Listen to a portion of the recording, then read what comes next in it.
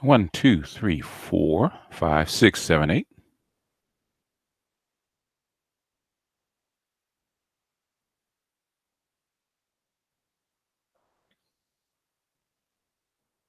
All right, everybody. The like button is to your left. Please press it upon entering. The like button is to your left. Oh, Castillo Diablo. Okay. What are you having with it, Char? Danteezy, what's going on?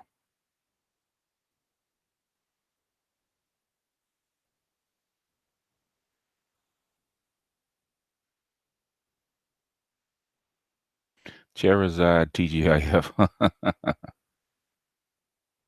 Oh, popcorn. Okay.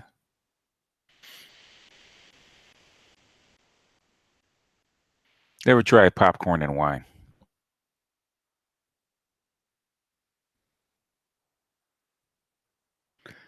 I swapped out some spark plugs.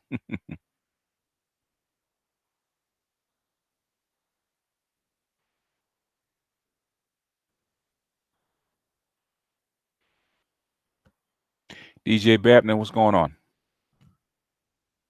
All right, folks, hit the like button as you come in. Hit the like button as you come in.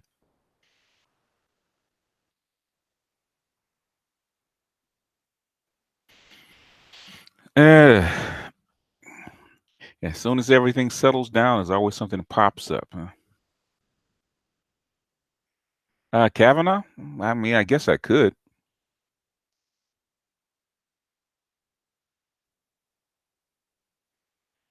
Not much to say. He's a conservative judge. He might be anti-abortion, which is really why they're going after him. But other than that, he's a conservative judge, and you really can't tell what a judge is going to do till he gets in there. For the most part, like we thought, John Roberts was going to be basically an evangelist, but basically he's just a regular conservative court judge. Do I think Roe will get overturned? That's going to be a big fight. That's going to be a big fight. Overturning Roe will be very, very difficult.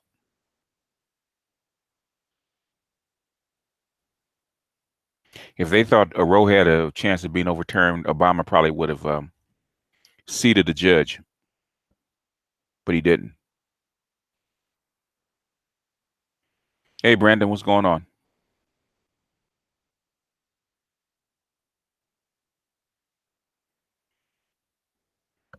Basically, it has to be a lot of political will to overturn Roe.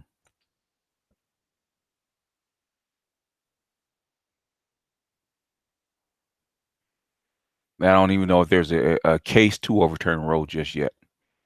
At least not to my knowledge.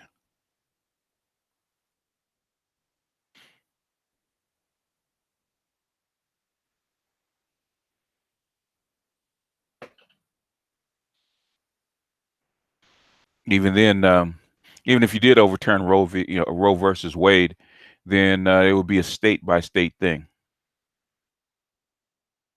Oh, I appreciate it, Craig. I actually had to do two. I did one, and I thought was fairly balanced, and but I put white in there. As soon as you put white in there, people kind of go off. Car show, what's going on?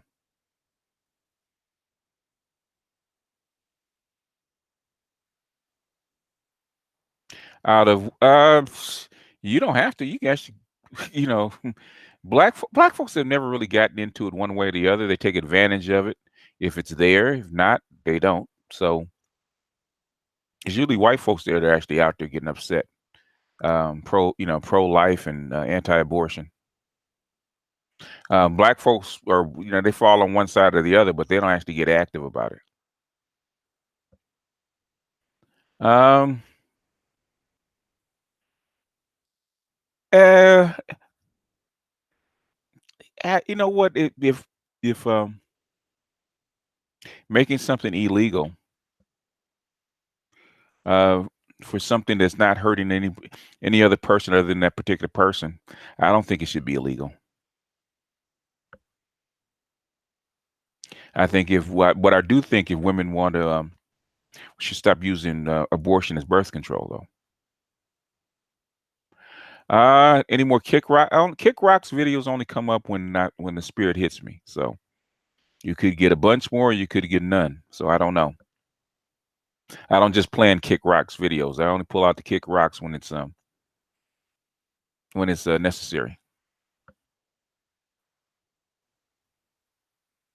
And I think Venom was. I thought the way the trailers Venom was actually going to be decent.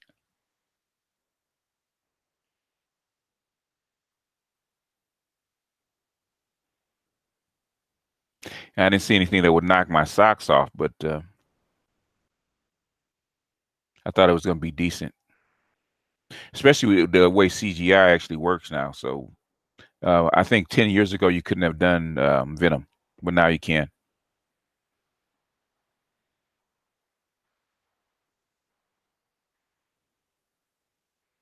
No, yeah, not really. Uh, we kill adult human beings every day. Okay, we kill them wholesale. So trying to put morality on when life starts, I think, is bullshit. Me personally. Hey, cats, what's going on?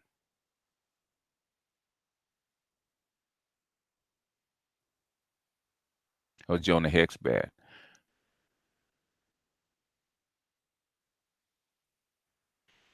That did. Yeah, Spawn wasn't that great. I think the first Deadpool was good. The second Deadpool was, I think, was awful. They tried to be too funny.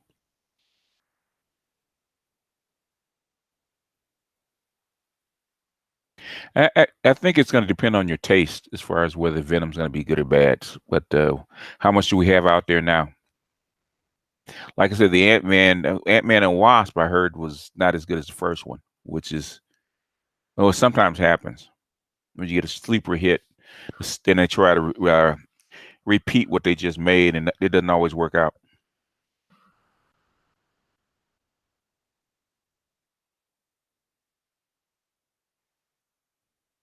That's it. Who got the Trump alert? Okay, don't get it. Hey, Vix, what's going on?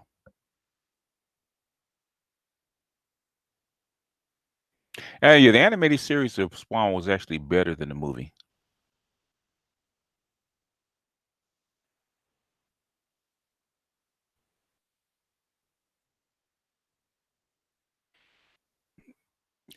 Well, boss, it happens. Um, my thing is, if you're against killing, you got to be against killing all over. So it's if you're against killing the fetus, but you bomb um, a whole village of adult human beings, then then I don't know how moral you can be because you know those human beings have children that are already there. So it's to me it's like fake morality.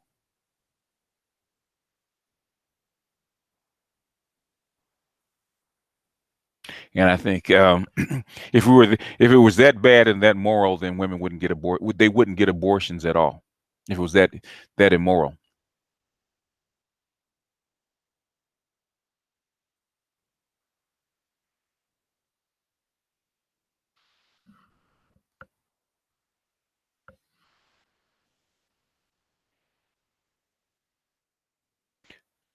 Okay, speaks on we uh, as about abortion. I don't uh, I don't have a real strong opinion about abortion one way or the other. No, a lot of people do, but I don't.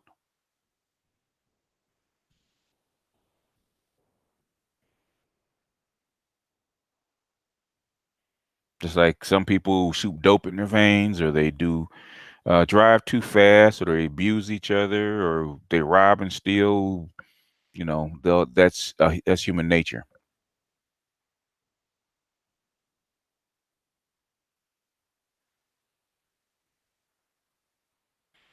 All right, the like button is to your left, folks.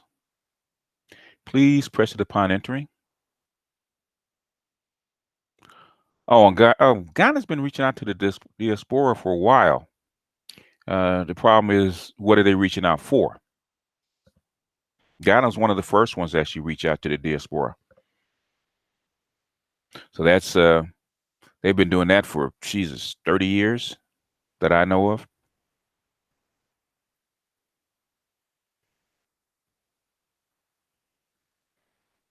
But Ghana needs to figure out Ghana need to figure out what it wants. Do you want the diaspora to come back? If you do, you're going to have to give them a pathway to come back. Um, if you give them a pathway to come back, you got to fulfill the promise. Now, the people coming back, coming to Ghana, have to come in and roll up their sleeves and make Ghana better. But Ghana's going to have to figure out what it wants, because eventually a lot of these other countries are going to actually open their borders and start taking in the diaspora, and they're going to have competition. Like Kenya. Kenya has a lot more liberal policy about immigration. South Africa does too. You're going to have Zambia and a whole bunch of other places actually open up. Ghana is actually frittering away their advantage, because if Ghana had an advantage for a good 20 years and they did nothing with it. When people have donated to Ghana to their universities, man, radio stations, they send tourism. Your biggest group of expats from America is in Ghana. I think you got about 30 or 40,000 of them. Thing is, what do you want? What do you want to do?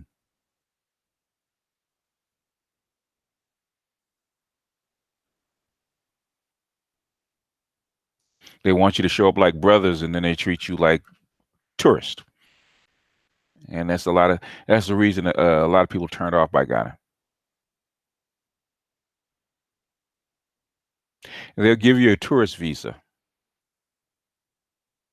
And how many people, Titans, how many people have actually gone through the right of abode and you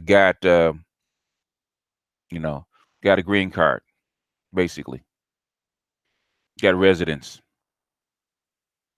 Now, I want you look it up and you tell me how many. All right. I'm not talking about what I don't know about the right of abode.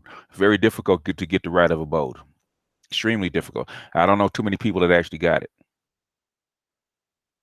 Visa, yeah, you can get a if you have an American passport, you can get a visitor's visa to all 54 African countries. That's not um, that's not a problem. The thing is, can you get residency?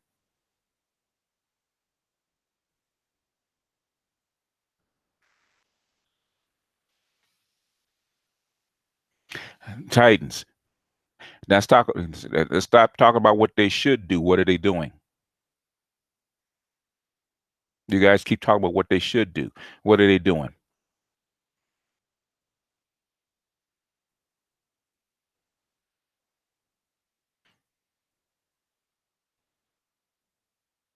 And we can talk about, this is a ladies' channel. We can talk about this on Saturday.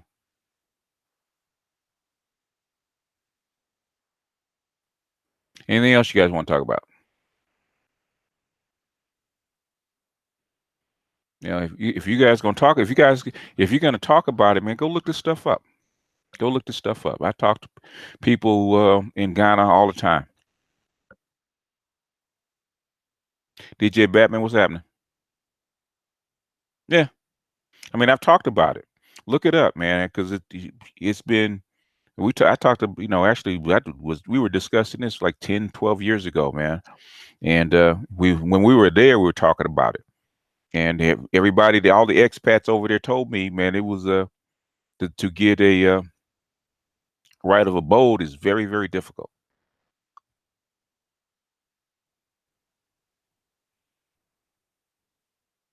His wife, that's not his. Yeah, I don't think that his wife is his master. I think uh, that's it's not unusual for I don't even know how people came up with the name pro-black. I guess it's something for years we called it the conscious community or black scholars or whatever, right? Half the books that were written, them dudes had white wives. because they couldn't have written them. They didn't have enough money to write it on their own. So they had wives that had some money that helped them out, and they were white, or they were white, but they most likely were Jewish. And so that's not an issue. Okay, the issue with Phil um, is that you're making money, and if you're making money and you come out now and say that you're not pro-black, how come you say you weren't pro-black, 3-4 years ago, and let it ride? I got a Hispanic wife, she's white or white Hispanic, or, you know, what they call Latinos, which is mixed European and indigenous, which is Ladino was, and they are listed as white. Come out, show a couple of pictures of her, and be done with it, and say, okay, well, yeah, I've showed a picture of my wife. I showed her many years ago, right up front, and be done with it, and then let the people choose. Hey, Kendra, what's going on? Because there's a man. What's going on YouTube is nothing compared to probably what's going on in the community. But the thing is, he's not really part of the community anyway, man. He's doing his show, which is something that I saw. He's doing his show, and you're trying to play that angle so that you can get groups of people to actually donate to you. So you talk the talk, you get people to donate to you, which I have no problem with. But don't get mad when people pop up and see your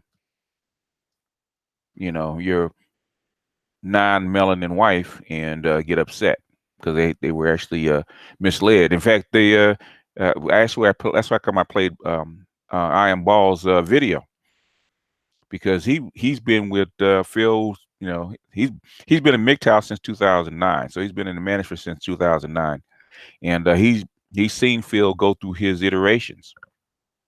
So he knew Phil before Phil came up with the show. And he said that Phil was being deceptive in his opinion. Because I don't follow Phil.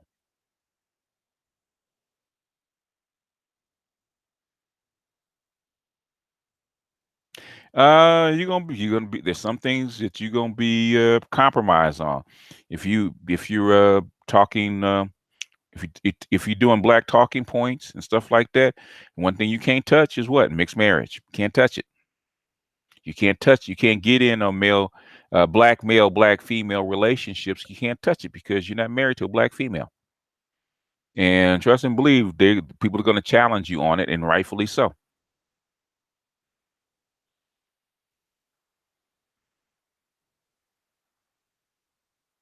Yeah, yeah, it's a lie.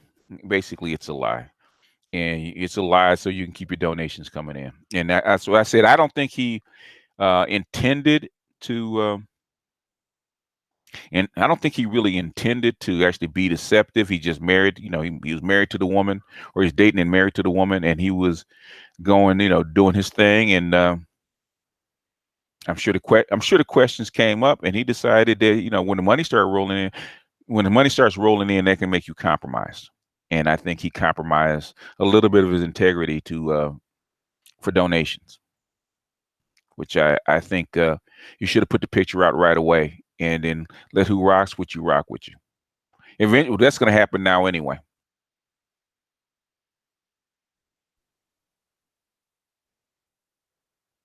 Yeah, that's what he said. If she was Afro Latino, I heard that from more than a few people that rocked with him.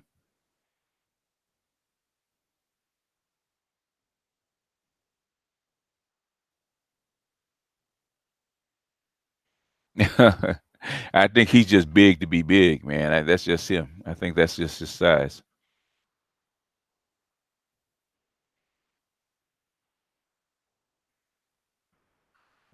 All right, folks. Like button is to your left. Please press it upon entering. What I just did, I just, I did. The one thing I don't like about doing videos like that is the comment section. I have to always go through the comment section because people are gonna get emotional. And I don't know why people need to think they need to come over to my channel and defend Phil. If you rock with him, you rock with him. Phil don't care about what I say about him. What he cares about is if you stay over on his channel. That's what he cares about.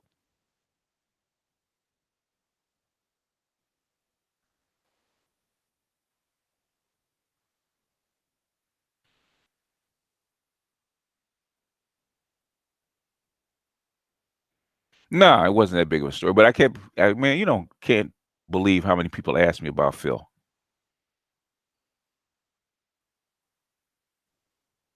You can't believe the number of people ask me about Phil.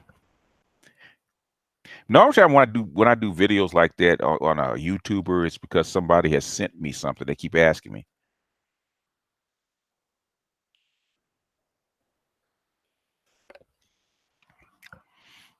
Like because like some people I just don't watch. Like Cynthia G, I didn't watch. I didn't really watch her until Kevin actually sent me a video. Said, "Can you respond to this?" And it kind of offended me. That's the only reason I responded to it, and that got us going back and forth. Other than that, you know, she could have a platform of 1 million.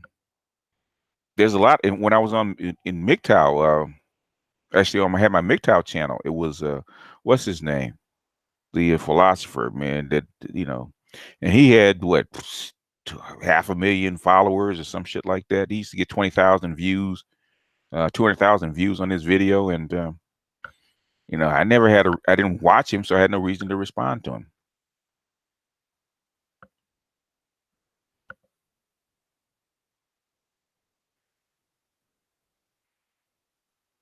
It was no, I just asked if people.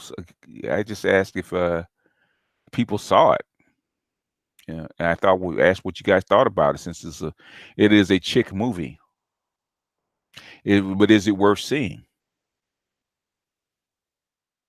That's what I want to know. Is it worth seeing?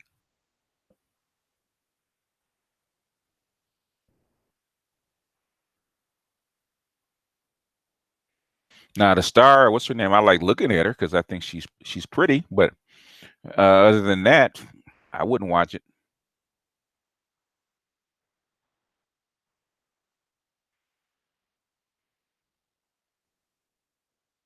Okay. There's a real when you're talking about white versus black. When you talk about a conscious community, there's this thing about you sleeping with the oppressor, and your view being compromised. And when you're down there doing the work, especially in the pro-black sector conscious community, you're on a shoestring, and basically, all you have is your word and your integrity, and it's actually it's a trust factor. So people donate money to you, they keep you going because that's your job, and it's not like you have a 9 to 5.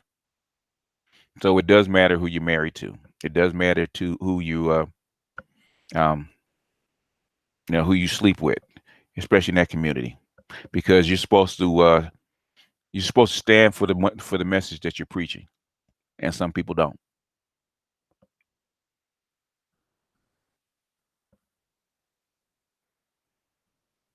Oh, the rom com stuff.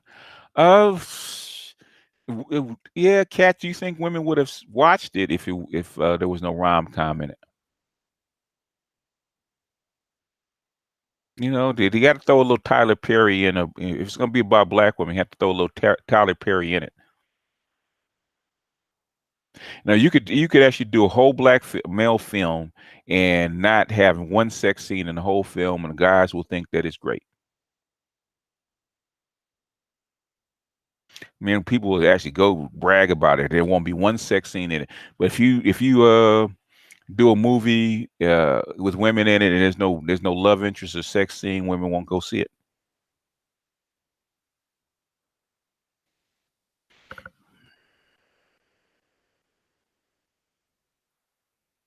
The new girl. Oh, okay. Which is, but the thing is that what the things that I don't like is because you get stuff like this, and you get people that are not as forthcoming as they should be, and people are donating money to you.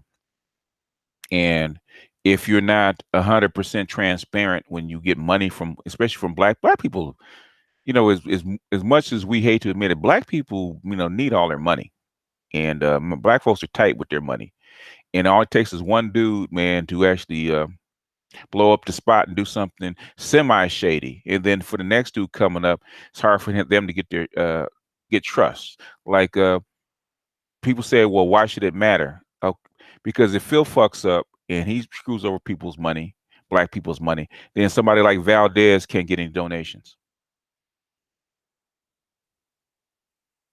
And that is the issue. That's how come we call pro-blacks or conscious community people get so upset. It's hard enough getting black people to actually come out of their pockets and donate to your cause.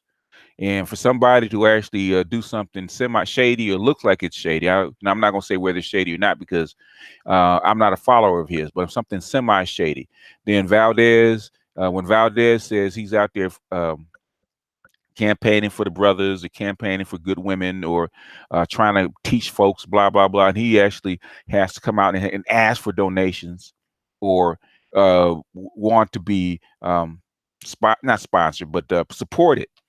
Okay, Phil. Then the first thing I'm gonna point to is here. Well, Phil was talking the same shit, and look what he did, whether it's male or female, and and basically start ruining it for everybody. So you get a brother polite, you get him, you get a Tommy Sotomayor that will take money for a film and not make the damn thing, and for white folks they can do it because they have enough disposable income. Black folks don't have that much disposable income, and and I can talk shit. I can do that because I'm not dependent on YouTube. If whatever money I get from YouTube, basically I treat it like, okay, it's just I save it for a rainy day, or I'll pay a couple of bills with it. But the thing is, I don't I don't set my budget by YouTube. Okay, because it could be gone tomorrow. That's what I look at. But other people are out there. They're out there doing the work, and this is what they do. They deserve to be supported. Okay, and for somebody like Phil, who has a huge following, and Phil probably makes at least 10 to 20 grand a month off this shit, and you're not forthcoming, okay, that keeps me from growing. That keeps Valdez from growing. That keeps, Obsidian from growing. Whoever it is, who is black, has a black face out there, that keeps them from growing because what you did. So that's how it affects everybody. And black, niggas don't forget. Okay, niggas do not forget, especially when it comes to their money. They do not forget.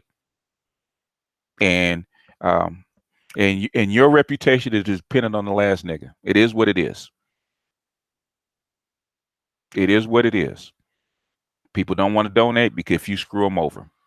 If you're gonna if you take money to build a school, you better damn well build a school because black folks are looking. And when the next person that comes up and said, "I need to build a school," guess what's gonna happen? They're gonna point back to Umar or whoever. He said, "Look, he collected $500,000 and didn't do shit." Or you collected $50,000 to do a film and we haven't seen a trailer. And it's a drop in the bucket, but the thing is, it makes it harder for everybody else. That's why that's important. I don't, uh, like I said, I'm not down in Phil because I I think he got caught up. I think it's an honest misinterpretation. He got caught up, and when hey, when you out there doing this 24/7 and your rent's due, and it's a little, I don't even call it a lie. I don't know what to call it because he didn't lie. The thing is, a misrepresentation. Phil, no, he show his wife's picture amongst all these black folks that rock with him. They're not gonna be too happy. Okay, he knows, to say he didn't know that is bullshit in my opinion. And personally, as far as YouTube, I'm on YouTube. For one thing, get the knowledge out that I think need to be put out. Help some people like Char Willie, Angry Man, and a few others, man. They'll actually bring their platforms up, man, to where they could actually go out and do their work and that kind of crap, man. And other than that, that's it, man. I'm not trying to get rich off of YouTube. I, I salute Valdez, man. Valdez want to get to 1 million subs. I don't. Okay, I don't. So even when I wasn't making any money, man, and, it said people say, "How could I donate?" I didn't even have I didn't even have a Patreon or even a super chat or anything. They didn't even have a whatchamacallit. I didn't even have a PayPal. And they said, "How could I donate?" I said, I'm good. I'm putting out information. Don't I said, you got Valdez at the time, you had O'Shea, you had a whole bunch of other people. I said, them brothers out there, man, and this is their gig, man. Go donate to them. Go donate to them. Keep them going. As I've always said that, if you don't, if you don't like me, you don't want to donate to me, go donate to one of my other brothers and keep them going because, hey, that's what they do. And trust and believe, man, I've been in the conscious community, man, for 30 years, man. I've seen a lot of brothers out there starving, okay, doing the work. Because black folks will show up, man, 30, 40, 50 deep, man, take your information and walk out. White folks would never do that, but black folks will do that. And I've seen it. So brothers that put in work, just because I don't do it, because I come from because let me put it this way, I know y'all niggas, okay? I know y'all, okay? So I went into this, man, I didn't expect to make $1. I ain't expected to make $1. I said, I ain't gonna put myself through it. And thank God I have good subs that actually do donate, man, and do show me love, and I appreciate that. But I came into it, I'm not gonna make any money. For 15 years, I didn't make $1. And my partner did a radio station, and they wanted my information. Blah blah. Hey man, don't worry about paying me, man. Go. I said that brother's out there, man. He got to eat. Go give him the money. I'm good. I get. I got a 9 to 5. I got a check that comes in. Go give it to him, because we have to sustain our folks out there doing labor. Because if this shit was easy, because y'all think this stuff is easy.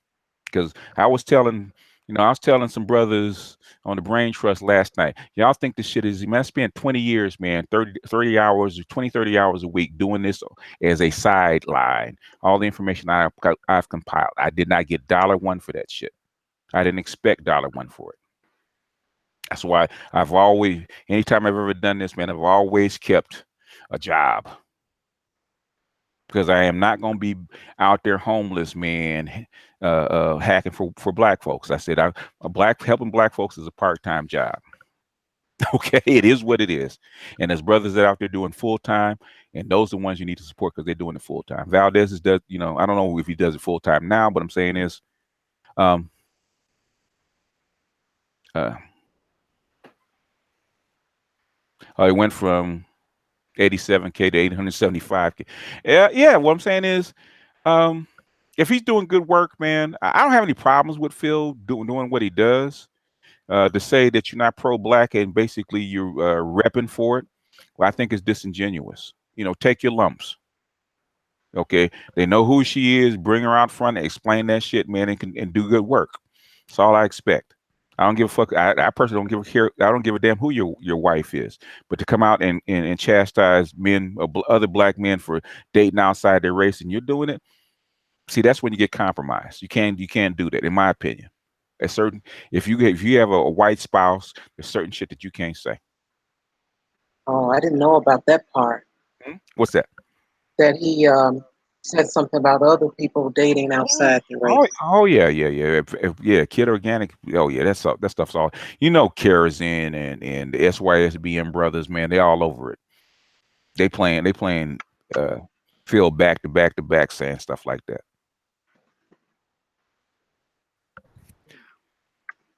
If you have to call her you have to call her an Afro Latina. That means you knew. Okay, you knew you knew that you were misrepresenting. That's like when I played Aaron I am Ball's video, because like I said, he's still sub to Phil. He's been on Phil's side since the beginning. He's still sub to Phil. So I said, let me take somebody that actually has been sub to him for like 10 years and seen his progression and actually knows what was going on. Let me play him. And I said, now you argue with him. Hmm. I'm just saying, if you're gonna do this, you're gonna do this seriously, and you're gonna take black folks' money, man. be honest, be upfront. Don't just take, black folks have it hard enough as it is. Don't take their $5, $10, man, that they could feed their kids with, man, and you do some bullshit, you know, Yeah, let them tell them the truth and let them make their decision. and let them make their decision. If you really got it like that, um, put your suit on, man, and do a college, write a book and do a college lecture tour, and let and let the market decide, because they could say, well, you just hating on them, man. I give away 100 times for free, what they ask for donations for. And I've always, I think I've always tried to share and spread the wealth, Yes. in my opinion, because I'm not, I'm not in it. I've never been in this sphere to make money. I just basically I turn on AdSense just to see what happened. Give So, me the loot. huh? Give me the Give me loot. the loot. And people ask me, how come you don't ask for donations? I said, um, they said, well, Angry Man and these people ask for donations. I said, and they should. And most folks that work in this sector do, because this stuff takes work, and yeah, they should ask for it. They said, well, you don't. I said, I don't, because I don't say it harshly, but I to under my breath, I said, I know y'all niggas, and I see some very good people, man, go down, and it's sad, but I've man, I've seen so many people die early, and die poor, and they were that flat broke, man, and they were writing books, man. They were doing tapes and lectures, and they were putting their ass on the line, putting their jobs on the line and shit, and Wow. I've seen them, and they still use the quotes in their books and information today. But but these cats died broke, and I said that would never be me. So the thing is, when I came into this, it was I'm doing it. I'm doing it because I want to do it. I'm doing it because I think it's necessary for black folks to get this kind of information that normally people wouldn't. And and uh and basically, uh I can tell them, well, that's how come I can tell subs and people like that to get upset. Fuck you. You ain't got to be here. Unsubscribe and never come back. And I I I'm gonna say this, even though it was off air. I had to have a talk or two with the Black Brain Trust, okay? And they were upset with me about things that have gone back and forth. And I talked to them for a couple hours. And I basically, because I'm not running. I'm gonna let you air it out. But at the end of the day, I'm 59 fucking years old. Okay, I don't give a shit. Okay, if you don't want me on your channel, guess what I want? Now I'll do what the devil won't do. I'm gonna leave you alone. And you are here with me. You are actually, because they actually called me onto their site, because I promoted their site. I promoted their channel. And I know there's a couple guys on there that may or may not care for me. But at the end of the day, I spawned I spawned their think tank. So I feel an obligation to actually see them grow. So they called me on. They were upset. It's at the end of the day, you want what I know, not the other way around. And there's people that have said that if I wanted to, that they would pay for it. I'm talking about real money. But my partner told me a long time ago, you know, and even Tariq Nasheed said, black folks pay for what they want and beg for what they need. And this kind of stuff that I'm giving out um, to the black public, um, they like it. They don't value it as much as they should. But I know if I didn't do it and I didn't do it for free, they wouldn't have it. But I want them to have it. So here I am. And it's such a blessing. Yeah, well, we'll see. I hope what stuff I put out that you guys actually use, and it's been worth it. So, It has. And thank you so much. And thank you enough, actually. um, Well, go ahead, Cats. I just listened to you so I can argue with you. Hey, Cats. Hmm. I could have been your daddy.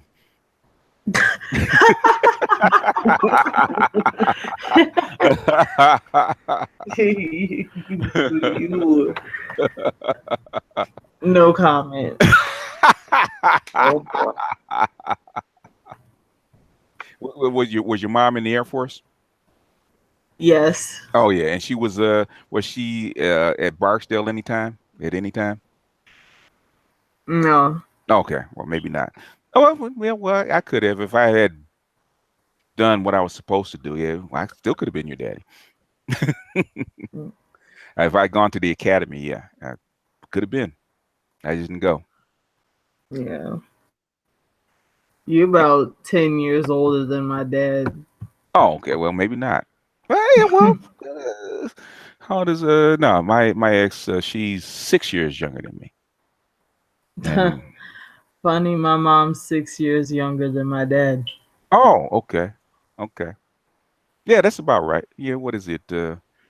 Twice your age plus seven. Yeah, it's about 6, 7 years is normally about right. Mm-hmm. Don't know why, but that's usually where it winds up. Mm-hmm. 'Cause, but I, like my ex used to tell me, she was 20 years older than me. She said, "You're an old man." He said, "You're an old man." She said, "How I was 22. You're an old man. How you get to be an old man at 22?" Yep. Well, Yeah. anyway, but that's the only reason I get up. I'm kind of like I'm not upset at Phil. I really don't care, but um, I You don't know like. what Yeah, go ahead. upsets me is just the reaction to it, because it's like on either side, it's like people are making this really super big deal about it. And I guess, you know, I didn't realize he was calling his wife Afro Latino because I had just always heard she was Mexican. Mm-hmm. So I just assumed she was like, some Native American looking chick or Mm-hmm. whatever. But I don't watch him, so I didn't know he was saying that. Yeah, yeah, But that's what was upsetting me was that people was making a big deal about it on one side or the other, because I thought everybody already knew, and there was just like I was just when it comes to that, people don't get upset till they see the picture. uh When they see the picture, because okay. there are some very dark. If she was a, I just thought there was like more important stuff to talk about than it was Phil's wife. well, the thing you know. is, okay, when you guys follow me, and I say you guys rock with me because over time I have built trust Mm-hmm. that I mean what I say, and I genuinely believe what I say, and I'm not trying to pull anything over on you. So Mm-hmm. even though even though I don't show my face and I don't have my real name out there, on and on and on, the thing is, I had to build that trust up over time. So I had to build confidence. Build up my confidence that okay, BGS is consistent. He's always meant what he says. He walks the walk. All this kind of stuff, right? And that's trust that you have between you and your audience, especially if you're asking for donations. Okay, you if you're going to ask for donations, you are basically people are trusting you, and if people have donated to you and rock with you and promoted you, and you have been disingenuous or in some kind of way, they're going to be upset and have a right to be upset. Okay. They have a right to It, be upset. I guess like that's the part that I was missing, was that at some point I guess there was like some deception going on, because like I said, I don't really Yeah. listen to him on a regular basis, so I didn't know that he had said that. Yeah. So But the you thing know, is, and then it comes to, okay, if you did that, are you really, are you here to make money, or are you here because you truly believe in the cause? And that's always a question. That's always the biggest question in this sector, especially amongst Black folks. Are you trying to get money from us, or do you believe in the cause? Or are you down with us? Are you speaking for us? And the reason that Black folks are donating for you is because you're speaking for them. And you have to be, you don't have to be above reproach, but you have to be pretty close. In other words, if you're a thief and you're a hustler, you better say I'm a thief and a hustler. Like, that's why I rock with Valdez. Valdez from day one said I'm a street nigga. I'm coming up from angle that I'm a street nigga, and everything that you see in Valdez's life is consistent. hmm So the thing is, you can attack him for whatever you want. You can't call his ass a liar. You can't call him that he misled you. right. Because Valdez, where's his, where's him, his not, Valdez is not a persona. That's who he is. Okay, that's not a mask. That's who he is to the core. So you know what you're getting, and there's a lot of cats, man, that put on the dashiki, as they say, man, and in public, and do something else at night. So, and that's because especially over YouTube, you're not in the dude's backyard, you're not in the neighborhood, you don't see what he does in the neighborhood. Um, you don't see him mowing his lawn, or see what color his kids are when they go to school or anything else like that. And in the conscious community, you can see that because you're living in the community with them. But on YouTube, all you taking is their word, and your word is your word. So the thing is, if you say something, it better be accurate, because I know people have probably dug it in my past. But what I say I am, I actually am, and that's why people pretty much left me alone. What are you going to turn over? Okay, everything that he said about himself, is true. What are you going to do? And I don't base. I'm not. From the beginning, I said I'm just a regular dude. I'm just an everyday order. I'm no better or worse than anybody else. Okay, I ain't rich. I ain't, this big old handsome dude, nothing like that. Hey, this is the information. Go, don't trust anything I say. You go look for yourself. If it works for you, it works for you. If it doesn't, man, God bless you. Keep stepping, go find somebody else. I don't ask for subscribers. I don't ask for followers. I don't do that. Here's the information. If you rock with me, you rock with me. If you don't, you don't. And I have no hard feelings. But that's my approach. But if That's you're gonna, fair. well, it's fair. I mean, what else are you gonna say? Well, BGS, I don't like you. Well, hey, okay. Hey, half Here's a my cookie. here's yeah. No, you ain't getting no cookie. I didn't, ain't no one. No, there's no fortune cookies on the plate when you came in. So guess what? You came in with nothing. You're gonna leave with nothing. Don't come back. Even the people that don't like me, they come to my channel listening in. I said, nigga, I thought you didn't like me. What are you still doing here? Well, I don't want to comment. I just banned you because you said fuck you, BGS, and you want to. Oh, now you want to come back in and comment. Why? Hey, can't stay away. Can't stay away. Mm. Hey, Kendra. How are you? What's good, y'all? All right, all right. Nothing much. I had to tell them, say, y'all niggas think I actually care. That's the beauty of it. That's the beauty of it, BGS, because I don't care neither. I mean, I got like a Patreon or whatever. Mm-hmm. But if don't nobody want to get into the Patreon, you don't want to get into the I'm not going to lose no sleep. No. I'm not even going to say nothing about it. You know what I'm saying? Because it's like you said, the information need to be put out there. Mm-hmm. I'm not looking for a return on the investment, so to speak. It just needs to be an investment, because this is one of those things where somebody's got to do it. Yeah. And so you're either going to be the person that does it or you're not. Yeah. Because I remember Khaled, man. Khaled was on shows, man. And he was a speaker, and he was campaigning for black folks. Campaigning for black folks harder than goddamn pain. Did Khalid Muhammad die rich? No.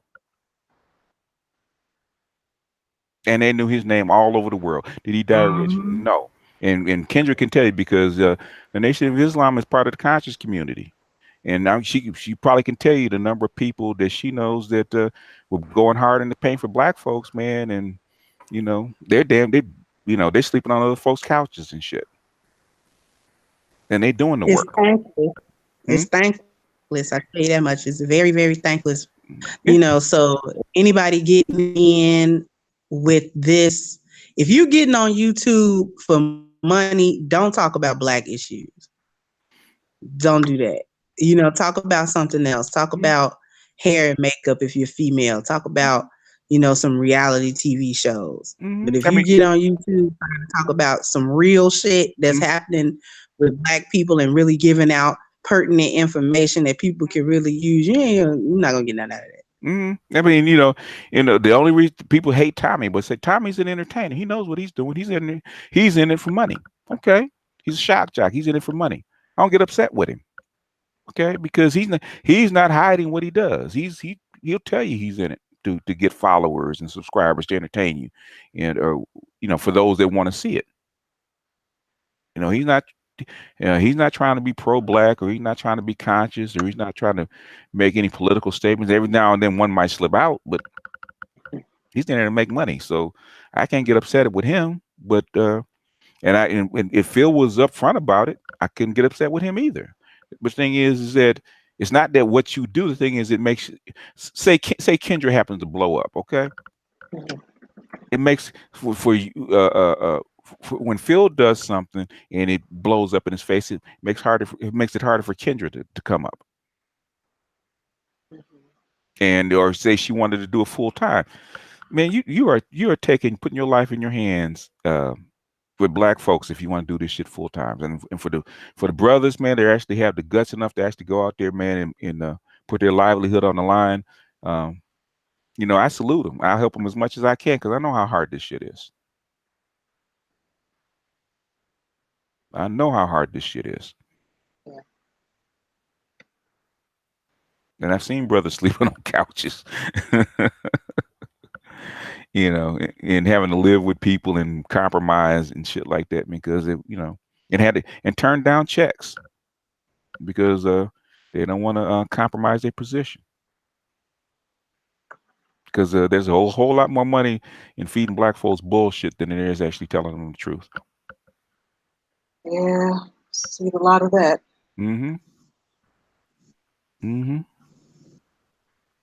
Well, Yeah. anyway, It's just, go ahead. niggas don't want to be saved. Niggas don't want to be saved. A lot of niggas don't want to be saved. Hence the 2/3 policy. Yeah, yeah. Because 2/3 of the niggas don't want to be saved. I mean, they don't want the information. They certainly not gonna pay for it. Mhm. They want you to do it, but they not gonna. It's Yeah, almost like background noise. You know what I'm saying? They want you to be doing it, but they don't really care about the result of it or what they need to yeah. do to help support it. Yeah, because like I said, it was after hours, and I'm not gonna tell you everything that went on after hours, but because they asked me, because they actually wanted me to act. That's why they kept me on after the stream went off, because they said, "What about the 2/3 policies?" And I said, "If you listen to me, you should be able to figure it out." Because I actually told you what the 2/3 policy was, and I said it ain't. I actually explained it to them. I said, I said it has to do with simulation and actually um being absorbed by white folks, by the white collective, and uh, and I said the conscious folks in the background, even though they won't say it out loud, that they already know. They've already basically written the most of Black Americans off as okay.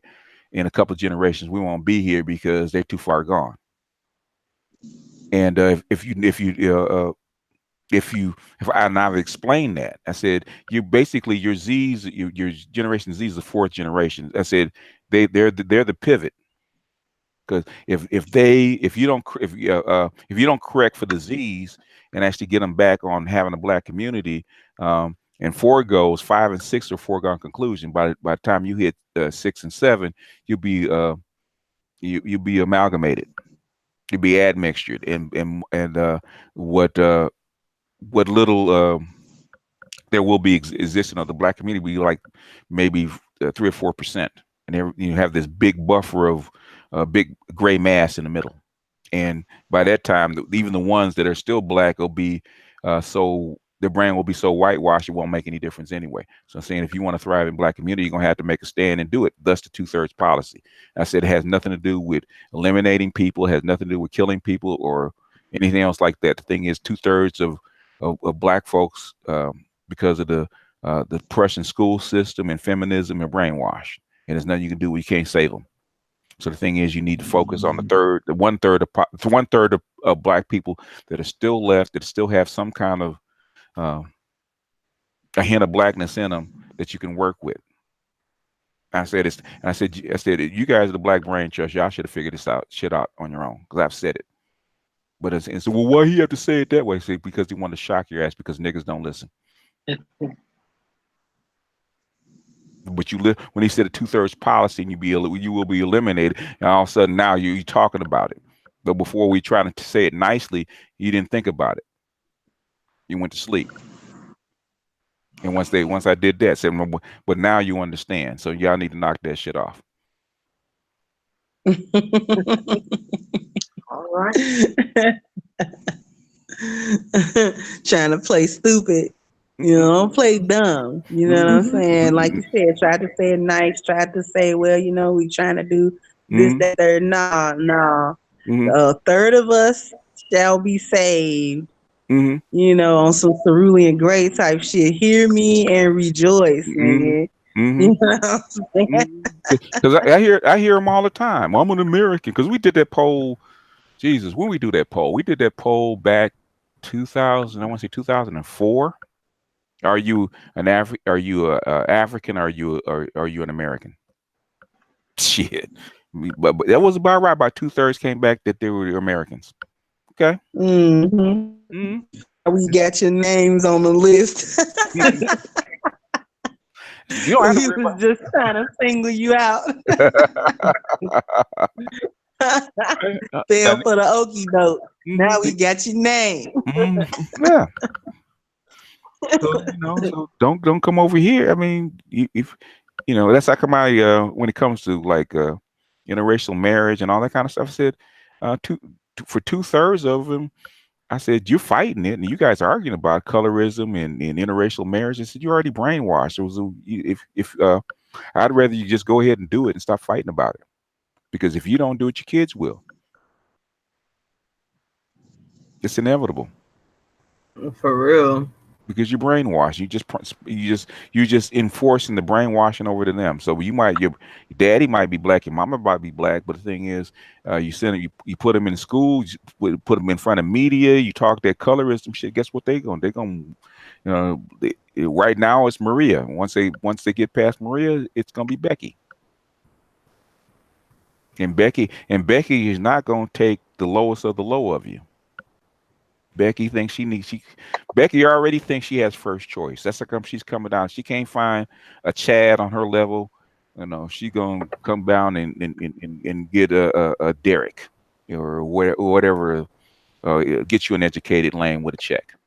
Okay, she's not stupid. Yeah.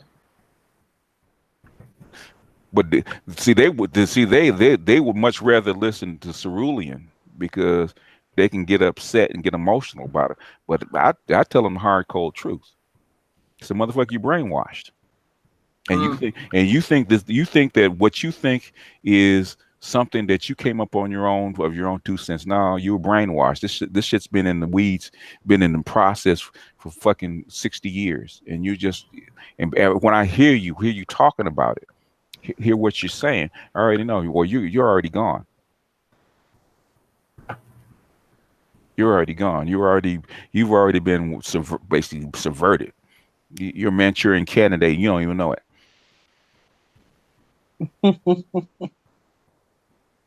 So that's why I laugh at them. I'm an American. Yeah, well, basically you should be an American. That's what they taught you. You didn't decide that on your own. That's when they get mad. Yeah. You didn't decide that on your. Where you go to school at? Did you go to all blacks? Did you go to a Afrocentric school? No. So you think because Pookie and Ray Ray out there doing licks that they're not brainwashed too? Come on,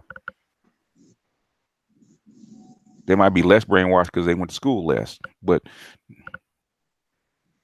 we all get the same social program. Are you gonna fight against it, or are you gonna give into it? If you're gonna give into it, give into it. That's like That's why SBM.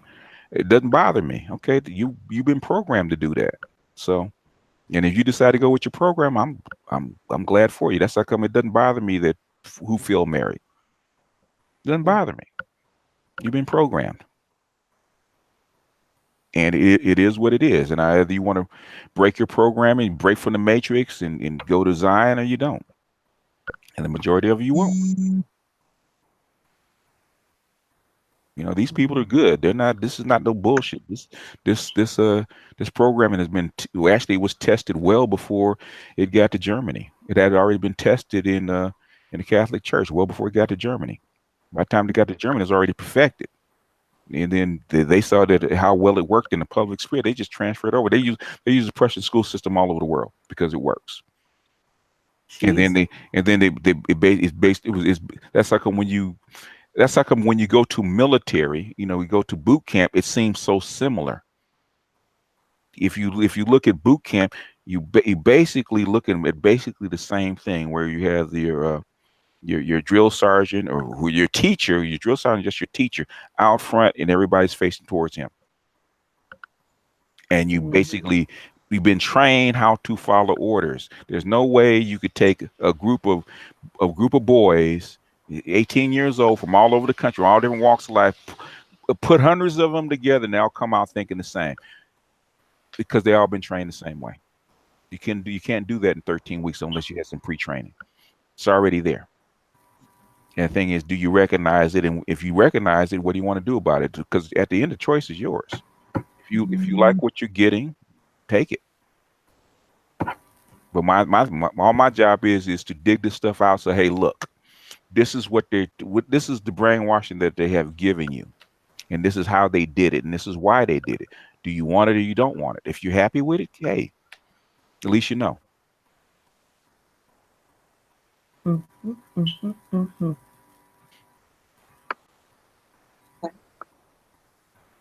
Anyway, where was I? I want to mention that it's nice and quiet and peaceful in Chicago, and I'm very happy.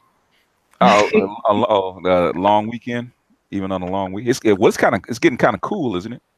Yeah, and it's raining now, but oh yeah, that's why we were concerned about the protests and Laquan McDonald. Yeah, we didn't know how that was going to go. Oh yeah, with the officer.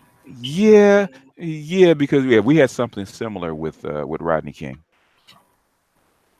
We had something similar, and they let them off, and all hell broke loose. Yeah, we didn't know what to expect. Mm-hmm. And I'm just wondering about the sentencing. They gave him 15 years, didn't they?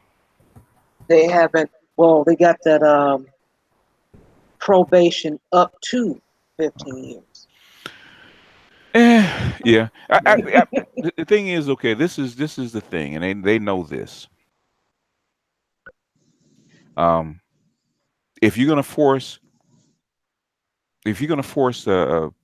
black folks to mix with white people, then you can't do the same shit that you used to do, because guess what's going to happen?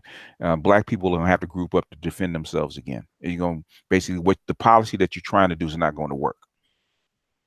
So in other words, if police come in terrorizing black folks in the neighborhood, they're going to have to move. They're not going to go in a white neighborhood and have the neighbors calling cops on them and showing up, man, and abusing them. And all it takes is a couple of black folks to say, hey, this is a racist town over here in this section, or a racist suburb. Now you're gonna get a few drifters that are brave and want to live around white folks, okay? But the vast majority will say, hey, I don't want my son shot, or my daughter harassed, or my neighbors calling the cops on me every 5 minutes, and so I'd rather stay over here with my black folks, in the hood, away from them. So they're going to have to change. They're going to have to go after the police and make the police treat everybody fairly. And that it's going to take some re-education of a whole lot of white police officers, and you're going to have to send some bad actors to prison to let the police officers know that you mean business. If you want this gentrification and this mixing to work, that's the only way it's going to work. If not, you're going to have another migration where black folks are going to have to find their own towns and do their own shit. Black people aren't stupid, because all that stop and frisk and backdoor Becky calling you because you barbecuing in the park and that kind of crap that has to go. If you want them to mix, and that's what I would say. um, a lot of this stuff that's going on, especially in the hood in Chicago, is because gentrification. So now, when they try to bring white folks and other folks into that, the police presence has to come because they have to pacify the rogues that they have let go for 30, 40 years. So now you have to come in and start beating some heads, stop and frisk, uh, uh, harassing kids for having loud music on the lawn and that kind of stuff. So stuff that they've done for their grandparents and their parents have done, now all of a sudden they can't do, because you need to change the look of this neighborhood. You have to clean it up so good white folks can come in and live, and that's a transition. So LA went through that transition. In fact, we're still going through that transition. In fact, we had to go to City Hall, get these cops to back off, because we told them we ain't moving. And if you don't get these cops to back off, we coming after your job. So they kind of calmed the cops off a little bit, because because we got white homeless shelters in the middle of a black neighborhood. That's the little poor white folks. I said, I said, I know you don't live in this. You know you can't afford to live in this neighborhood, right? And then she walks into a homeless shelter. I said, oh shit, okay. They had a white homeless shelter right in the middle of the neighborhood. But basically, and if you guys did get loose and there was a riot and start burning stuff down, it was just speed up gentrification. That's all it would do. You get upset, and it just speed up the process, because that's what happened in L.A. And right after Rodney King riots, uh, there was so much destruction that a lot of people just packed up and moved, and they came in, cleaned it up, and slowly but surely here they come. They always send the Hispanics in first as a buffer class, and then they push the Hispanics out, and the white folks come in. So I don't know if you're seeing that in Chicago, but I'm pretty sure you probably are. Yeah, it's happening. Yeah, It's happening. yeah. So you in New York are getting hit, because like New York, I think New York is going through this thing where they're going to refurbish a lot of their not, what do they call them, projects. Yeah, refurbish a lot of their projects, their low income housing, Mm-hmm. and boot some people out. And when they allow people to come back and apply, they're going to be mixed. It'll be white and black. They're going to force you to mix. So you got to get ready for it. Yeah, as ready as we can get. Yeah, yeah. Well, yeah, it is what it is. I mean, if you can eat and get some shelter.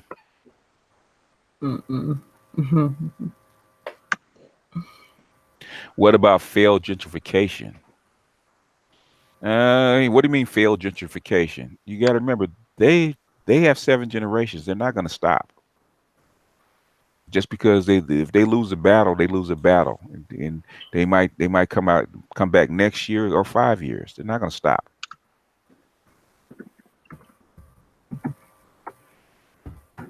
I'm sure Donald Trump has, because he's kind of done other stuff with the money, probably slowed it down. But they're not. In my opinion, they're not going to stop.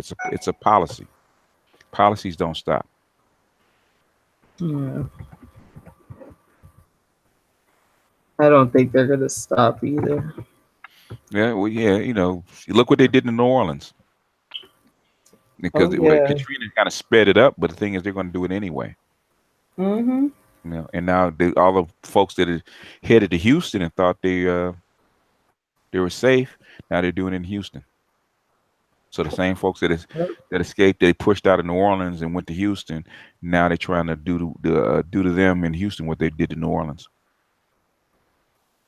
And Hmm. Mayor Nagin said, he said, I think that's how come they went after him because he opened his mouth Mm.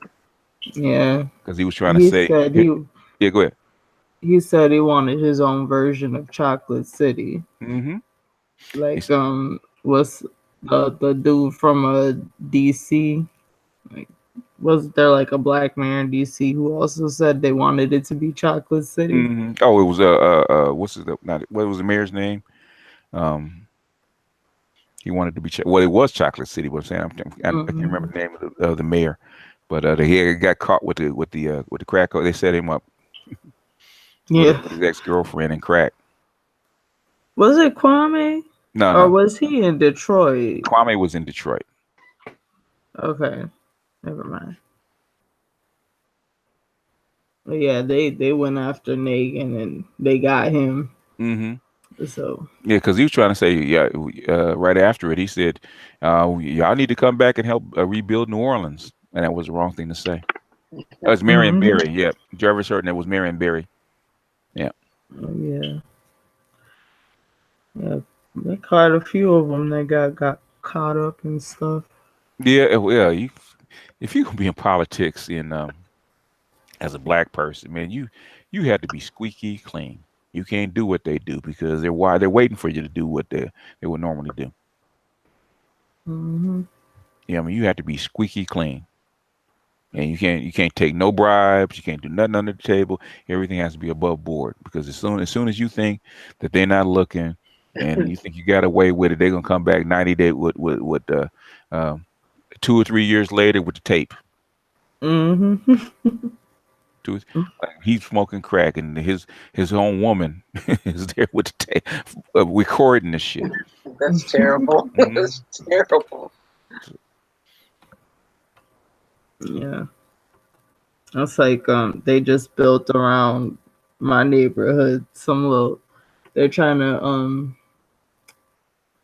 they're talking about what's it called, some Not, sort of reorganization of the neighborhood and stuff, and it's hmm. like $13 million that they want to spend on like these uh couple of streets and stuff. I'm all like, this don't look good.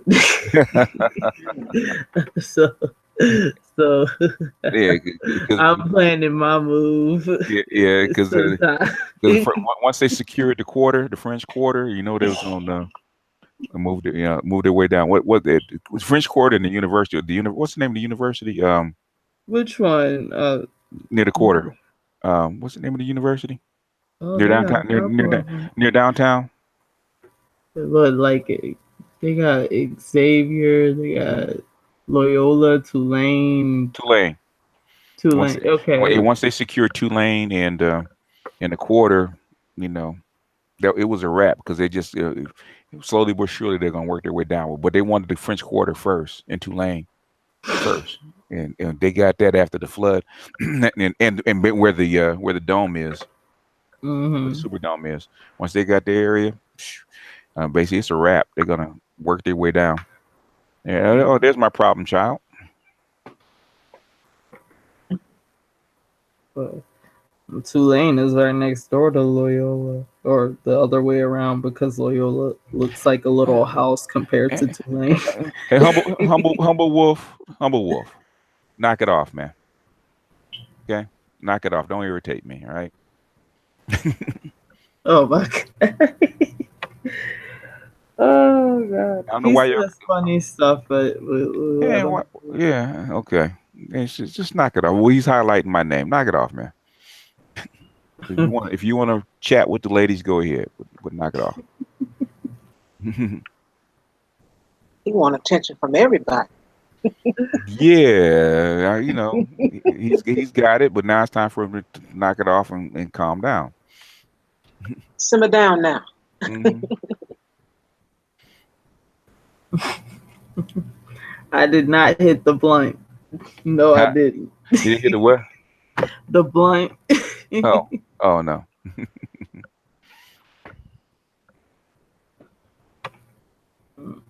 Yeah, he wants to come in and flirt. That's all. Yeah. He was missed last week, and I had told the person, I said, oh, he's trying to spend somebody first of the month check. That's what he is. Probably so. I ain't heard that in a long time. That's where he was. He said he had a client. I'm like, uh-huh. Uh-huh. I know you very well. Oh man. Oh, that brings back memories, boy. I never did it, but I had partners that did, man. How y'all do that, man? I just couldn't do it, man. I said I couldn't. I can't. I can't take food out of babies' mouths. I can't do it. I just seen brothers that did it. Said, well, she gonna let you do it. I can't say nothing, but I said I can't do it. That's just me. Cause I've been hungry. I'm not gonna take food out of baby's mouth. Because the dumbass mama want to spend it, huh? So yeah, they hustle that way. Yeah. Hey, well, it What is it it is what it is. right. It is what it is. If you pookie and you're homosexual, man, yeah, everybody knows the game, so you got a chick and she's 300 pounds and she don't have no man. Guess what? First week of the month she gonna have a man. It's the first of the month. It's the first of the month, and as long as you don't get locked up and then where you ain't got no freedom.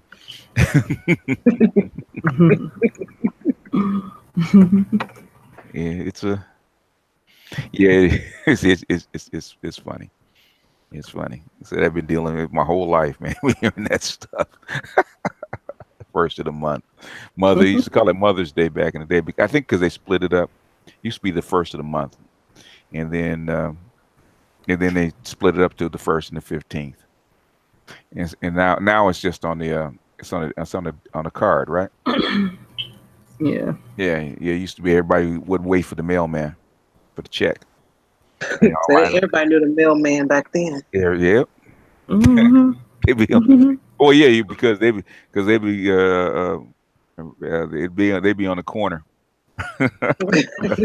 Wait, because they know the mailman's route, right? So they know they'd be on the corner on his first street, and if he knows him by name, he'd give him a check. Hey, I got to make some runs to do, and because need to get out early, go cash my check for them lines, get out, and those were the days.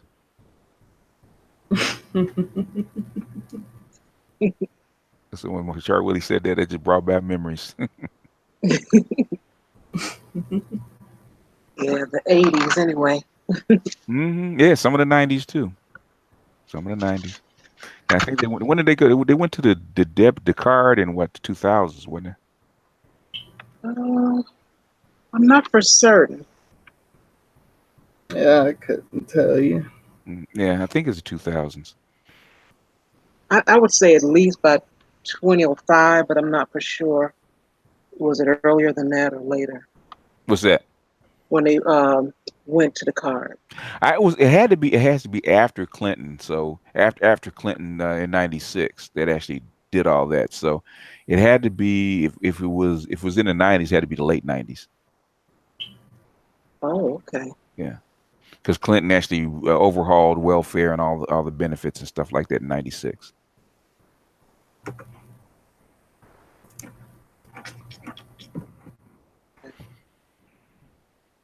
And that's how come you have this big explosion of chicks going to school, black chicks going to school, going to college after '96, because they had to either work or go to college or find something else to do. Otherwise, they're gonna get the benefits cut off.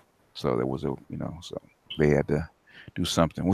Similar to what Trump is doing now. Something similar. Mhm. Probably not as drastic as what Clinton did. There's a whole lot of disgruntled black women with kids. They couldn't sit at home no more. Oh my goodness. So then they went out looking for a working man. I know when I was working at a grocery store, like half them chicks in there was on some sort of assistance. Oh, they were working there. Hmm. Mm-hmm. Yeah. I was like, God damn. Yeah. If you want that money, it's a work requirement. And sit up there and talk crazy to you because they're a supervisor, but they're on food stamps. I'm all like, Mm-hmm. you throw that supervisor thing in my face all you want, but you ain't making that much more than me. Said he or she said, I got a title though. What you gonna do about that? Yeah. Well, titles mean a lot to women. Shit, I don't give a damn about none of that. You doing twice as much work but no Mm-hmm. pay. And I noticed that when it's a place where it's black leadership, they want you to call them Miss. Mm-hmm. uh, I'm like, what is that all about? Hey, Miss so and so. Like, mm-hmm. please. Mm-hmm. 2 years older than me. Wait, they want respect. You got to put some spec on my name. mm-mm. I only Mm. called women who were way older than me Miss. But Mm. if you was the same age as me, you get called by your regular name. Sorry. Mm. Mm. Yeah, they try that because I remember they did that. Well, I hear that a lot at Walgreens in Mhm. black neighborhoods. I don't know what that's about, but when it's mostly black leadership, they always call the supervisor Miss something, Mhm. Miss or Mister, every time. But I'm done with Walgreens. They just been on strike with them for about 2 years. I just Really? can't take it anymore. Got to have a coupon Oh, okay. and a card And a card. in order, Mhm. yeah, to get the sale. I'm like, well, what's the point of me having a card and I still have to clip the coupon application? Yeah, that doesn't make any sense. Yeah, but that's their style. I'm like, Mm. okay, The coupon and the card. yeah, Mm. both of them. I'm like, this is ridiculous. And they never have whatever's on sale on Sunday. Mm. You have to wait till the truck come in on Tuesday. I tell you, that's the truth. You gotta wait till Tuesday, Mm. and then if let's say it's buy two of something, they only have Mm. one on the shelf, Mhm. and they tell you, "Let me go downstairs and check." And I just got to a point where I just asked them, "Can I just go downstairs and shop because there's That's what. nothing on the shelf?" Yeah, and it doesn't even matter if it's a 24-hour store. It doesn't matter. they don't stock. They don't bother to stock the shelf. They do that Sunday day Oh, they stock it once, and that's good for the whole week. until you ask for the item. Mm. Yeah, and that's in the black neighborhoods in Chicago. Okay. Yeah, because Everywhere else, I don't know, but that's what I've experienced. it's in the black neighborhood. Yeah. Well, after my experience of working in a grocery store, I want to boycott all stores, period. I hate shopping. I hate having to buy things. I hate waiting in line and talking to cashiers and everything. Mm. The worst thing ever. If I ever step into another store ever again, it'd be too soon. And you're a millennial. You want to buy it online and have it delivered, Yes. huh? Yep. Online. Online, yeah. Well, she's a millennial. I can't. I don't want to stand in no lines. I don't want to leave my house to shop. Pick up my No. smart, pick up my smartphone, hit a button, and I'll wait until the next day for it to come. Yeah, it's so Greetings, good. Thalia. Hey, Thalia. Ain't the Leah? Still Hey want to say everybody, Thalia, but hey. what's up, Thalia, Thalia? Everybody gets my name because it's like everybody pronounce it one line with the Caribbean Latin people they say Thalia or Thalia, Mm-hmm. and then when I hear like American people it's Thalia. Mm-hmm. I don't know. I'm just like okay, tomato, tomato. Yeah. Basically, it's how where you put the emphasis on the vowels and stuff like that. They all change. Yeah. So I was hearing about that Walgreens. Mm-hmm. Walgreens down here pretty much is fair, I guess, because we have a mixed vibe. So it get like we have a lot of Haitians, Jamaicans, we have a lot of Venezuelans because what's happening in Venezuela now. So a lot of times you will see a lot of people in Walgreens and CVS, and like they have to keep that place stocked up because you will hear nothing but complaints from all different groups. Yep. Mm-hmm. Yeah. All the black folks in Walgreens in Chicago just need to just all start writing corporate every time they get displeased. All right, let me send an email to corporate. Put them on. That's Yeah. Mm-hmm. exactly what my stepmom and my stepsister do. They send their like if they have an issue with a store, they'll file a complaint to corporate Mm-hmm. or the Better Business Bureau. Mm-hmm. Send them an email. Mm-hmm. That's what I think a lot of people should do. Like if the customer service sucks or any of the stores not up to date, send to corporate.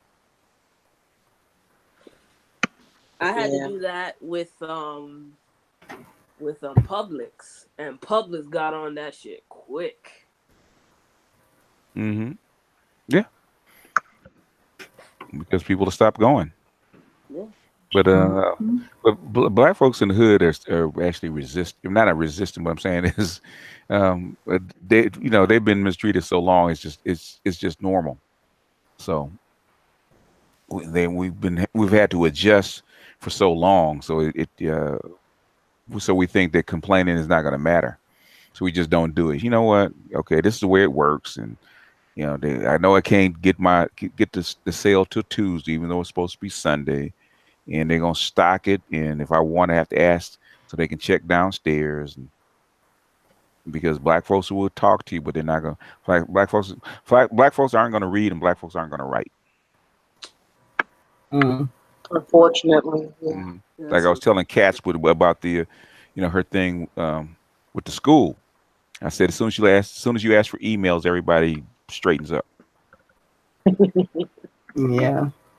So yeah. you probably didn't have to do any threatening, but you guys say won't have emails. I'll say, oh shit, okay, this one's serious. So let's take care of this right now. Yeah. So Speaking of gentrifications, I've seen like a lot. Like usually, for the longest time, Miami Gardens has been nothing but Caribbean and Latino community. Now we see a lot of white people coming back. And hmm it's like, where did they come from? um what's happening is that you have a lot of folks from Mid America because there's no work in Mid America.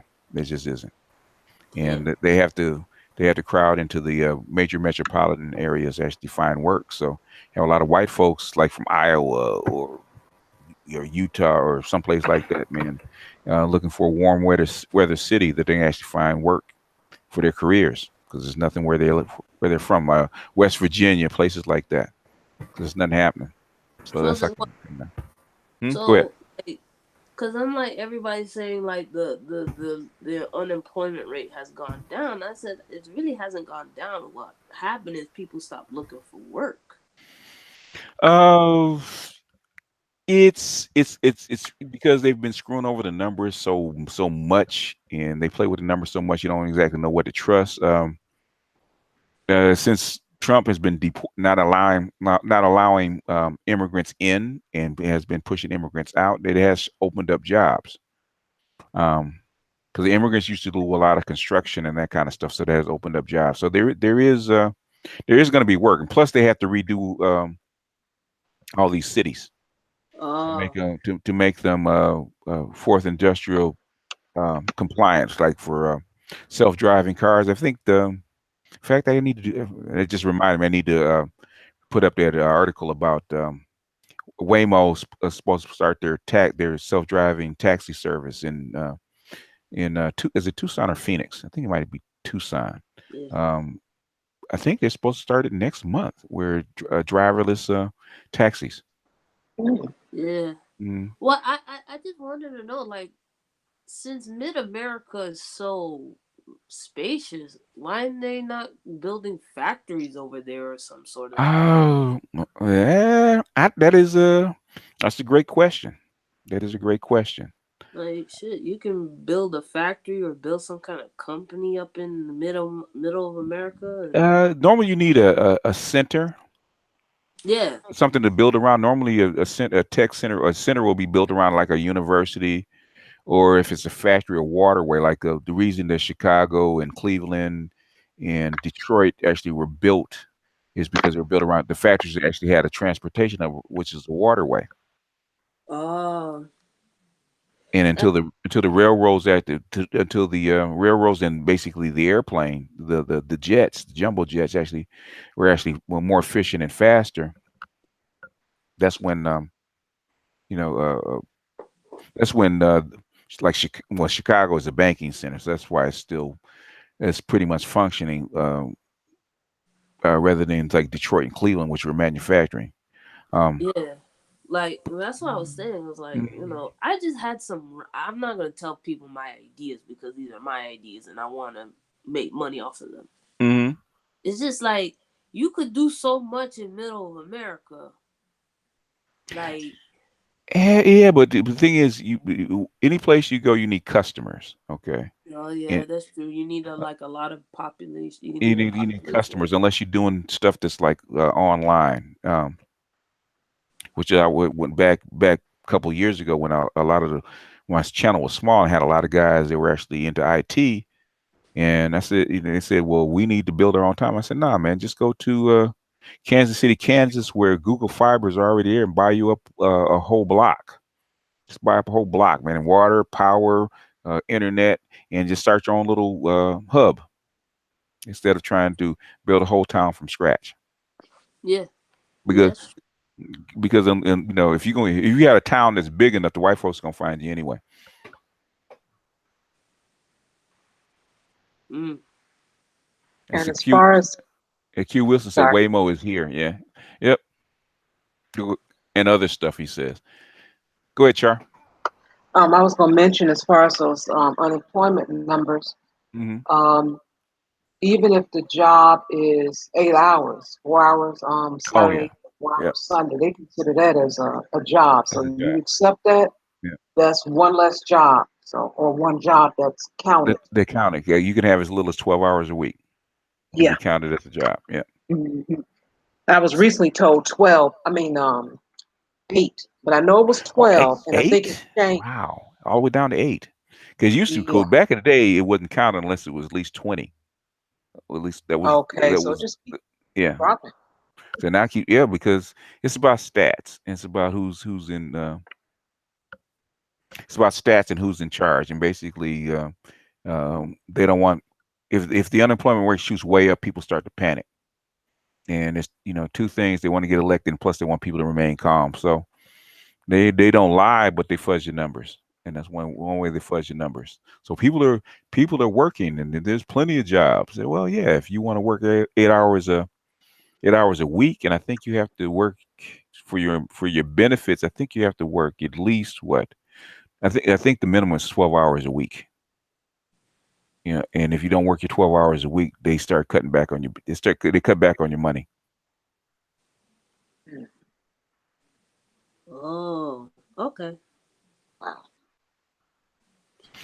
But for them to actually earn their benefits, there has to be a job for them to do, Mm. Yeah. which is and it's getting more and more bizarre about how they count things. You know what I think it is? I think what Mark Twain says: there's lies, there's damn lies, and then there's statistics. Statistics, yeah, and they fudge them all the time. Mm. So that's like my I listen to about maybe three or four economists that I just follow on a regular basis. I have this app that Uh, you can pick out what news you want to listen to. I don't know mhm. what is it. Let me find it. Was it News Republic? Google has one. News Republic has one. That if it's random stuff, I either go to Google News and or News Republic, And for everything else, what I do, I actually set up a Twitter account with a lot of selling your major press that I like to follow on a on a daily basis. So I set up a Twitter account. I have about 10, 10 or 12 different news sources, and that's I have what do you call conservative. I got liberal. I got foreign and domestic. So it's about half and half. Yeah. Like me, I'm like I have more of tech, have I have foreign because I Mm-hmm. like to see what's going on in the world and how the world looks at Mm-hmm. America because I want to see like that view. Mm-hmm. I have domestic, Mm-hmm. which I divided between conservative and liberal. So yeah, I'm pretty well rounded in Mm-hmm. that. So it's interesting. My favorite is the tech. My favorite is the tech articles because it actually tells you what's going to happen. Normally it'll tell you what's announced. Yeah, And in my that's part, my when I was doing, I used to do commodities and said, then basically, before tech does anything, it has to find the money first. So, Financial Times and Wall Street Journal first, and then because they're going to know it before anybody else knows it, because that's what the investors have to know like years in advance. They can't know when the stuff is announced. They have to know this what's the roadmap. yeah, And so Wall Street Journal or the Financial Times of London is going to actually hint about it first. So if AMD or Intel or whoever's going to do something, normally they're the ones to actually get wind of it first. Like Google, I found out about Google through the Wall Street Journal well before the tech even knew about it, because and a lot of people kind of blew it off because they didn't think Google would actually be anything. It turned out to be. Same thing with Amazon. You always find out, you always you know see them in the Wall Street Journal first. yeah, Yeah. yeah. That's what my dad like back in the day. My Mm-hmm. mom was trying to when my mom and dad were together. My mom was trying to get him to do like electricity and tech stuff because he Mm, was really yeah. smart. Mm-hmm. But like an incident happened when he got electrocuted, and he never wanted to do Oh, any. oh yeah, yeah. A partner of mine, he said once you get bumped, you don't want to get bumped again. That's what we call it. Yeah, When you get jolted, you don't get hurt, but you get jolted, and yeah, it makes you shy about electricity, especially the high voltage stuff. yeah. Hmm. That's why I was like, he was looking at it when I think I was like a little kid when he was looking at like the Wall Street Journal news. We were in New York Hmm. for like a family trip. I was like 4, 7 something, Hmm. probably around that age. And he was looking at it and he's like, you know, he brushed it off, but I Hmm. thought it was interesting. Hmm. Yeah, but man, I still have a online subscription, but I used to get it every day. I mean, I used to get it every day. I used to read it before I read the local paper. I read the Wall Street Journal first, and then go to the local paper. I used to do that every day for a good 15 years, every day. And I'd be at work, sitting in this, be the only black dude sitting there, in the break room with the Wall Street Journal. You were the oddball sticking out. I've always been the oddball sticking out. Yeah. It's I all, guess that, all, I guess Go ahead. that's what I guess that's why we oddballs stick together. Yeah, well, kindred souls. Yeah. Even Char Willie kind of hides hers. Yes, I'm strange, and I like it.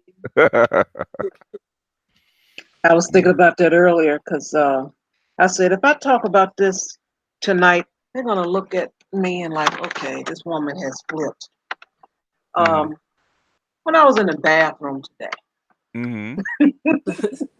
at work, and I'm like, I don't know, it's just very interesting what's going on in there. The people are just odd. You got those that just patting their hair in the mirror, just rubbing it, and it's not going anywhere. Nothing's changing, but they just standing there rubbing it. Hmm. And Oh, then you got those that just washing their hands okay. forever, and Okay. those that don't wash their hands or Mm. wash real fast. And I'm like, I just keep looking at these people. Mhm. It's just the strangest thing. I just noticed them type of. Yeah, they're carrying childhood habits forward with them. Yeah. Hmm. I remember, I remember my fiance. We were eating, and the way I hold my fork, and she's, and I had never realized it. I had been eating like that, my whole life. She said, "Oh, you still eat like a little kid. Nobody ever taught you how to hold the fork properly like an adult." And I looked at it, and I looked at how I was holding the fork, and said, "She's right, because that's how little kids hold their utensils." And then that's how I learned it. And I never changed it. And I said, "Okay." From then on, I actually thought about it and actually changed it. But unconsciously, we carry a lot of stuff from our childhood forward that never gets corrected. So if you don't like washing your hands as a kid, guess what you're not going to do as an adult? Wash your hands. Wash your hands.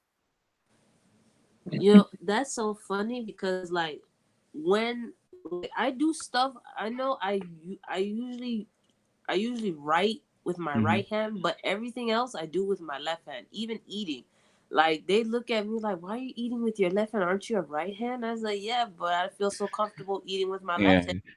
you're probably ambidextrous. You just decided that you guys are going to be right hand dominant because probably when you were young, you probably would. It didn't matter which hand you actually did things, right? Yeah, And whatever hand felt most comfortable. yeah, that's what happened. Yeah. And like my teacher said, you got to write with your right hand. I said, but I like doing both. And I Hmm. guess they discouraged me from writing And my with your left hand, yeah. So you're yeah. probably a lefty that actually was forced to write with your right hand. So depending on a lot of your indigenous uh, folks, they think writing with your left hand is evil because it's awkward. It's odd. It's out of step with everybody else. So Yeah, that it actually forced the kid there to use his non-dominant hand, which would be his right hand. So you might just be a lefty, and then your parents just force you to use your right hand and made you a right-hander. yeah. Yeah, cause I like even my great grandma before she passed, Hmm. she's like, "Why are you using your left hand? You're supposed to use your right hand." Yeah, yeah, yeah. Normally, people that act like LeBron James I think he's actually a lefty. He's actually left-handed, but they forced him to play. I guess he was actually raised to use his right hand. So Yeah, I mean, it helps him because he's an athlete. So using both hands as an athlete is good. But the thing is, normally those folks are like left-handed, but they were actually forced to be right-handed. yeah. Shout out to all the left-handed people in Are the you Yeah. house. you're a lefty? Yes. All Yeah. right. Yeah. There's not that many of you guys out there. No. Mm, I think what it Like was it what is it it was like 15% of the population, maybe less. Well, like 7% of the yeah. population, something like that. Yeah. Yeah.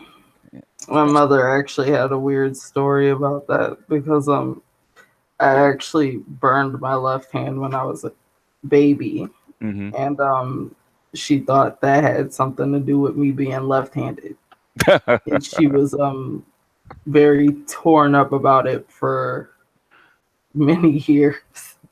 We as Louisiana folks, boy, we believe in signs. Let's put it this way. Hmm. Mm.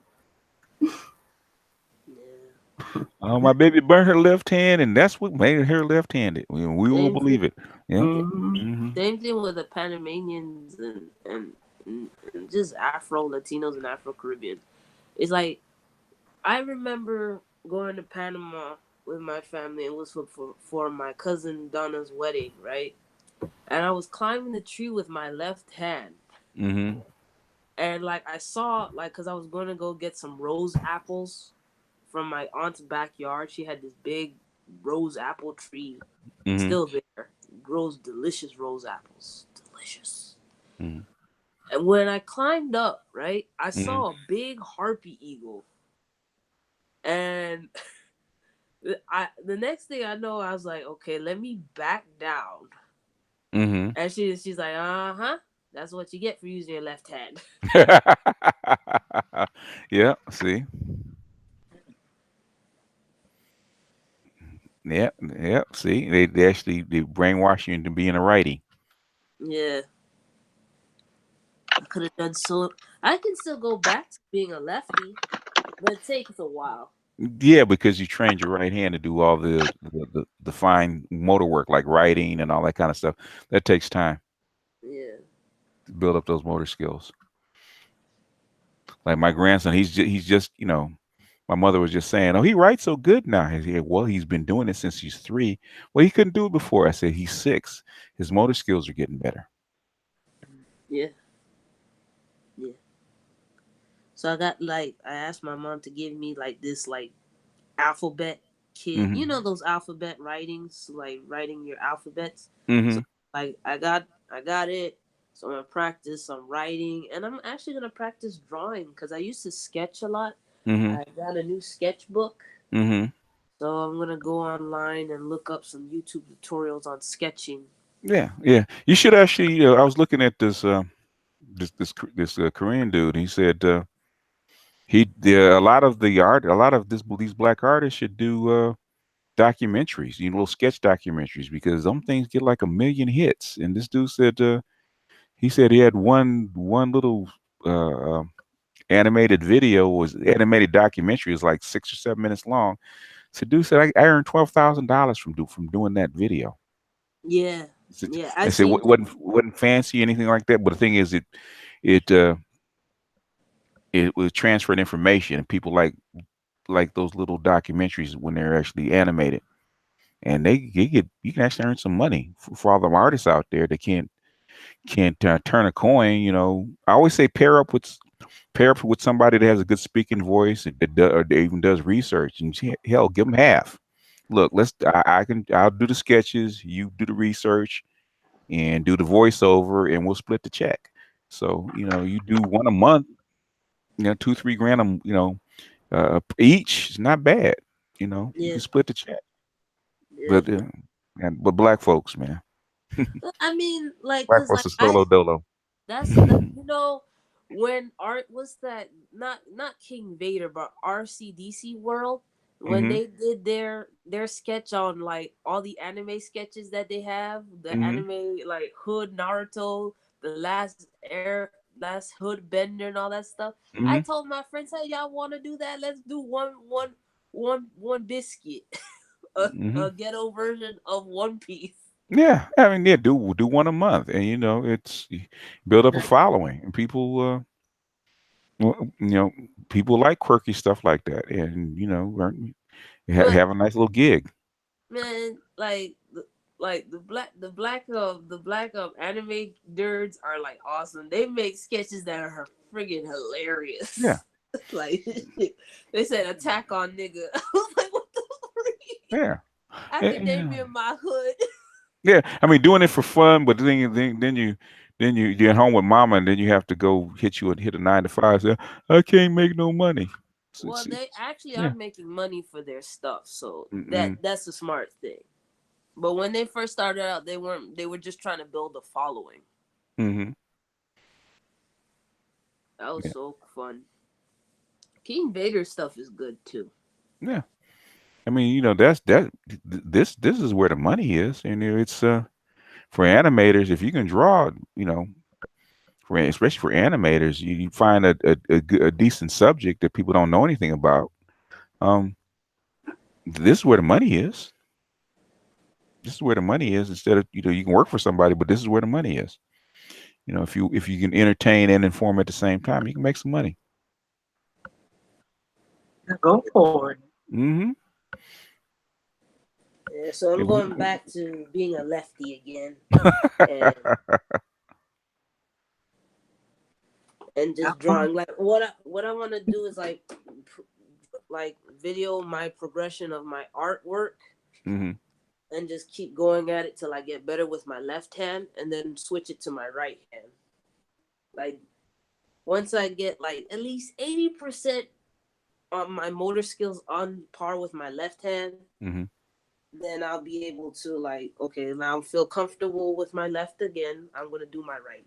Mm. But yeah, like animation with information. That's actually good. Mm-hmm. I was just looking at a video talking about What are the odds of World War III? And it's real cheesy animation. I mean, real cheesy animation. Yeah. Dude had 1.5 million views. Say, geez, okay, 6 minute video, 1.5 million views, Wow. and animation was only so. Wasn't anything great. Yeah. Like my thing is what really like I really want to draw this character, but I don't. I'm not up to par. I'm very subpar. Hmm. I really want to draw this Final Fantasy character. No, it's not Cloud and Hmm. not Sephiroth. To all the nerds, Hmm. it's No. not Cloud and Sephiroth. It's actually Noctis. Okay. Talk to Soul Shader. That's what he does. He draws black anime. That's what he does. Yeah. Yeah. In fact, that's all he does is draw. Yeah, I actually rather just like I actually learn online more than I'll learn at was it Art Institute? I said Uh, you pay $1,000 for Art Institute when you mm-hmm. can go on YouTube and learn this online. Yeah, the thing is, you have to be what most people aren't, which is self motivated. Oh yeah. Most people, because I remember, yeah, a lady I worked with, she wanted to learn something, and I said, so you can do that on. I said, why don't you learn that online? She said, oh, I'm not that self motivated. I have to have somebody. They have to have a human being teach them, and a lot of people need that human contact, or at least the human person in front. So I actually prefer it online. Um, than I actually than a human teacher, because actually you can figure out how you learn and what you need to do to look other things up, and actually and play the lesson over and over again. Where rather than say like in math class, man, you half the time they're scribbling on the board doing a proof, and you're scrambling, man, trying to just keep up, trying to get accurate notes, and you're not even thinking about what she's trying to teach, or she's trying to teach. Where it's easier to actually like now you I say math is so easy now because you got YouTube. All you need to do is a decent book, and you learn the names of whatever you're trying to do, and just look it up, and you're going to get 30, 40 people that actually solve whatever you're trying to solve. And that's in basically and a teacher can't do that. A teacher can only take one problem of each type, maybe. So you say you in a classroom. Um, Depending on the version of math. Say, basic algebra is pretty fairly simple. Say you get algebra 2, trigonometry, even God forbid calculus and above, because in calculus and above, hell, one problem can take the whole class, all the class just to do in several chalkboards. I remember one time this, uh, which I hate. Yeah, I was in my linear algebra class, right? And the problem was so complex. He started on one end of the board, long chalkboard, on one end of the board, go all the way to the end, because it's like four chalkboards, and all lined up. He started on one end, and we're writing and copying. He's going through the proofing all the way to the end, and actually come back to the beginning and erase it and continue. So basically, it took 8 chalkboards just to do this one problem, and you're just doing one. So when you get home, all you got is one example of the problem. Whereas on YouTube, you got hundreds. Yeah. You got hundreds. My friend said he's about to graduate out of Broward College. Hmm. He said that after this he's going to YouTube University. Yeah, I said, "What's YouTube University?" He said, "I can learn basically anything online." you can. You can. The only thing you need is the thing is about YouTube is scattered, so you need at least one good book to actually give you a systemized the learning and have you learn it in the proper order. That's And what yeah, go ahead. That's what he said, like, But I said, but aren't you trying to be a pilot or something? And he's like, yeah, I'm still gonna do the pilot. It's just I get my AA, I just use like YouTube because like he's saying like he just wants to cut up he just want to cut up off the BS and just get Hmm. to the down to the meat of it. Yeah, what I would do, man, if I had, if I was living in this era, and I was a millennial, I was living in this era, I just walk into a college bookstore and look at and give me a schedule of classes, see what classes that I wanted to take, right? Walk in the college bookstore and basically write down the title of the books, Yeah, and then yeah, order the book, and then basically take them home and go on YouTube for lecture. Take section by section, go to on YouTube, and basically do your research from there, because it's faster. You're gonna get more voices, and you probably we have to. The only thing is you have to be self motivated, and yeah. then the only other thing is just pay for a tutor. Walk into the learning center and get you a tutor and say, hey man, I don't go here, but here's $20, man. Work these problems for me, and have somebody help you with it. That's basically what he's doing Hmm. to some of his classes. That's what he's doing now. The core classes, he's just Hmm. gonna do it because he has to. Hmm.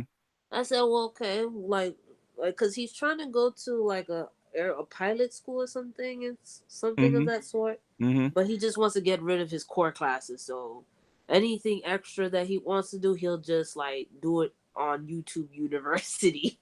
He likes to call it. Well, if you wanted to be a pilot, well, you have to score high enough.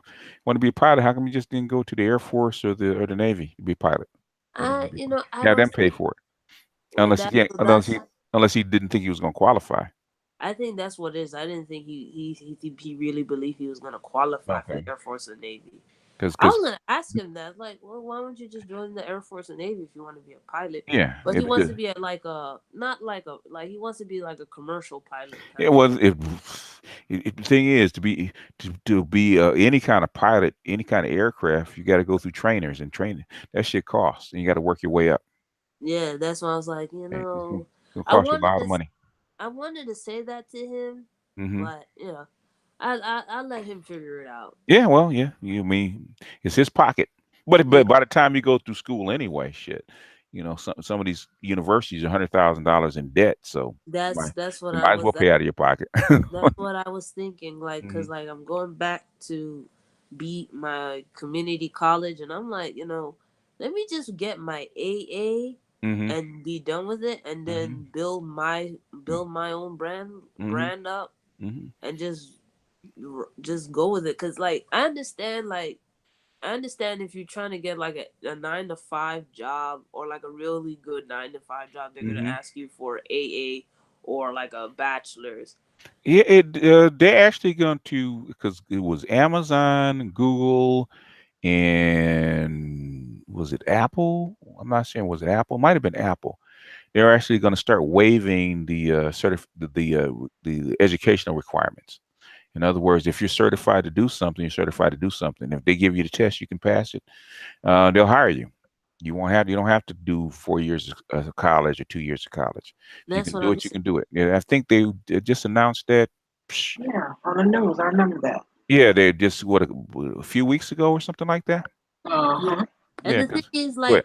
I had another guy, I had another friend. He's a gamer. He wants his video game programming. I Hmm. said, with your kind of skills, like, you can easily get a job in, like, Japan. Like, because, like, be honest with you, I really think Square Enix needs saving right Hmm. now. They need saving. But he's, like, really good. Oh, if he's good, I mean, Like, yeah. cause like people look at your portfolio and what you can do Hmm. when it comes to like video games or like animation stuff. They want to see your portfolio Hmm. more than anything. Oh yeah, yeah. Well, yeah. Can you actually do the work? Yeah, Um, in fact, that's the way it was. That's the way it was back in the like early '90s, late '80s, early '90s, when people wanted to go to Silicon Valley and actually get a job, right? And what they would do is they would actually just hand them a box of the product, right? And said, "Okay, come back. Here's our product. Come back and show us something, and we'll hire you." And he said either they would come back with something, He said all it would cost them is I think at the time, I think if you bought the product off the shelf was like $300, which is cheap, back then, but it's really really expensive now. But he said he said it didn't cost them nothing, it cost them $20. But I said for $20, they would know whether they can hire this dude or not. If he could actually use the product and actually do the work, they'd hire the dude. If he couldn't, he wouldn't come back. So it wouldn't waste any more of their Yeah. time. I think that's where they need to go back to. I think they need to go back to skills because you just going to school for nothing these days. And Yeah. I'm not saying not saying knocking down certain fields that require you like Hmm. pharmaceutical or like surgeons and stuff. You do have to go to school Hmm. for, but like the other stuff, I'm like, you really just need to show your skills. Yeah, yeah, but that's what they're doing because it's costing people so much money to actually go to school, and they're not coming out any better. So basically, they're gonna start waiving the requirements because there's so many other ways to learn, and I Yeah, think that's the way it's headed anyway. Because I think the the classroom is for the most part, it's probably on its way out, and yeah, it's probably gonna start within a couple of years, and slowly but surely, most people can actually learn at home, which is something Uh, I had suggested this uh, back 2006 when I first started Flip Classroom. I said that, well, this is where it's headed,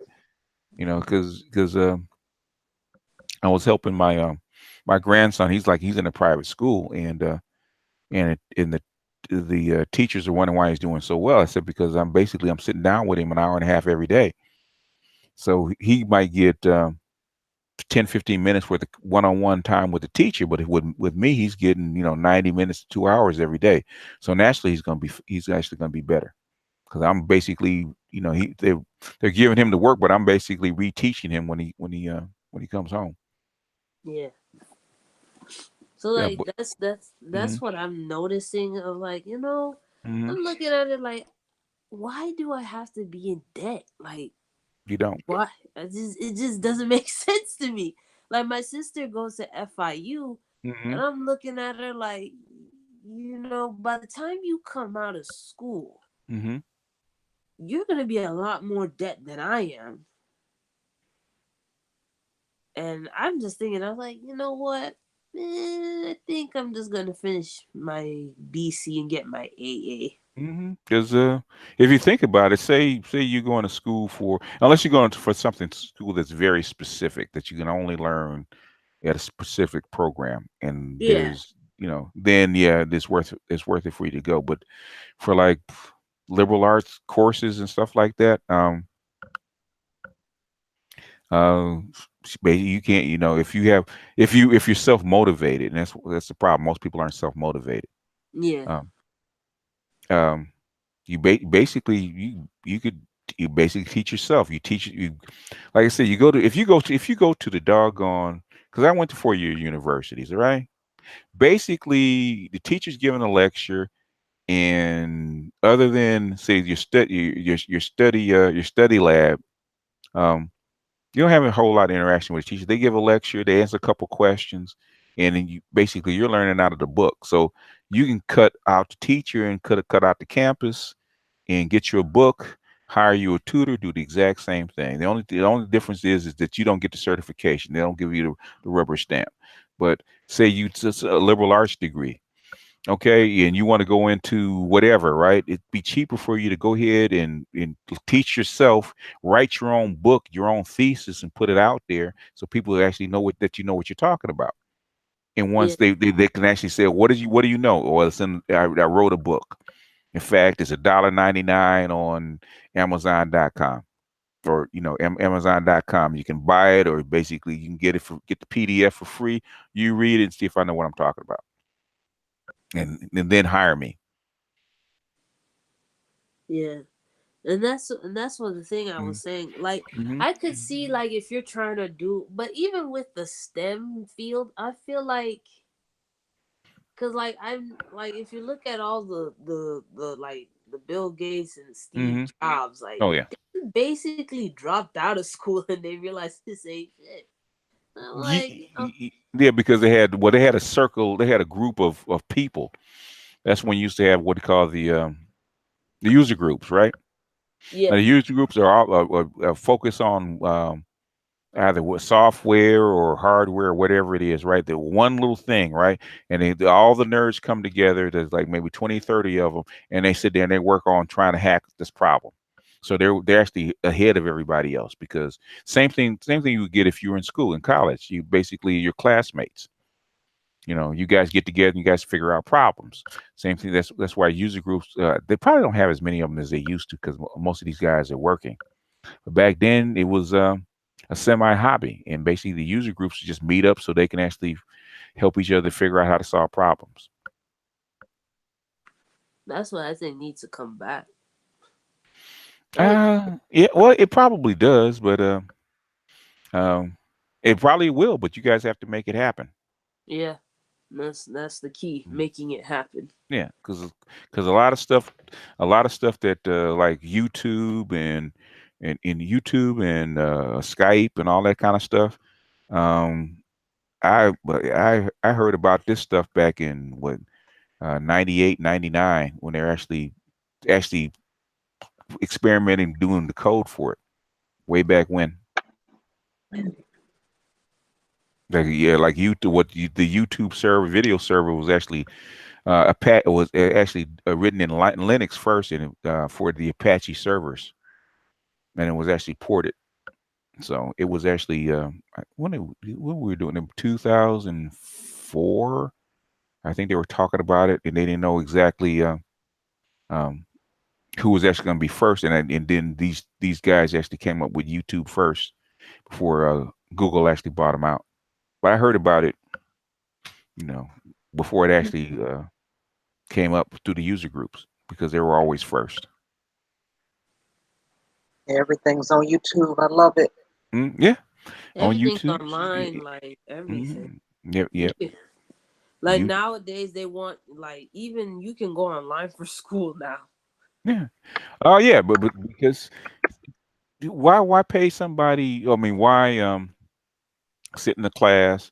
Because what I hated when I went to college, man, is that I had to drive somewhere, pay to park, walk to class, and sit up in front an hour and a half asleep to see somebody give a lecture.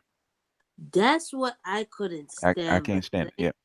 thank God I'm in a community. I really am thanking God I'm in a community college because I'm looking at like because when I went to some of these universities in Florida, I'm like, Hmm. you know what? All that money for dorm, for food, for all of that, I could just Hmm. stay home, go to community college, get my AA, and keep it moving.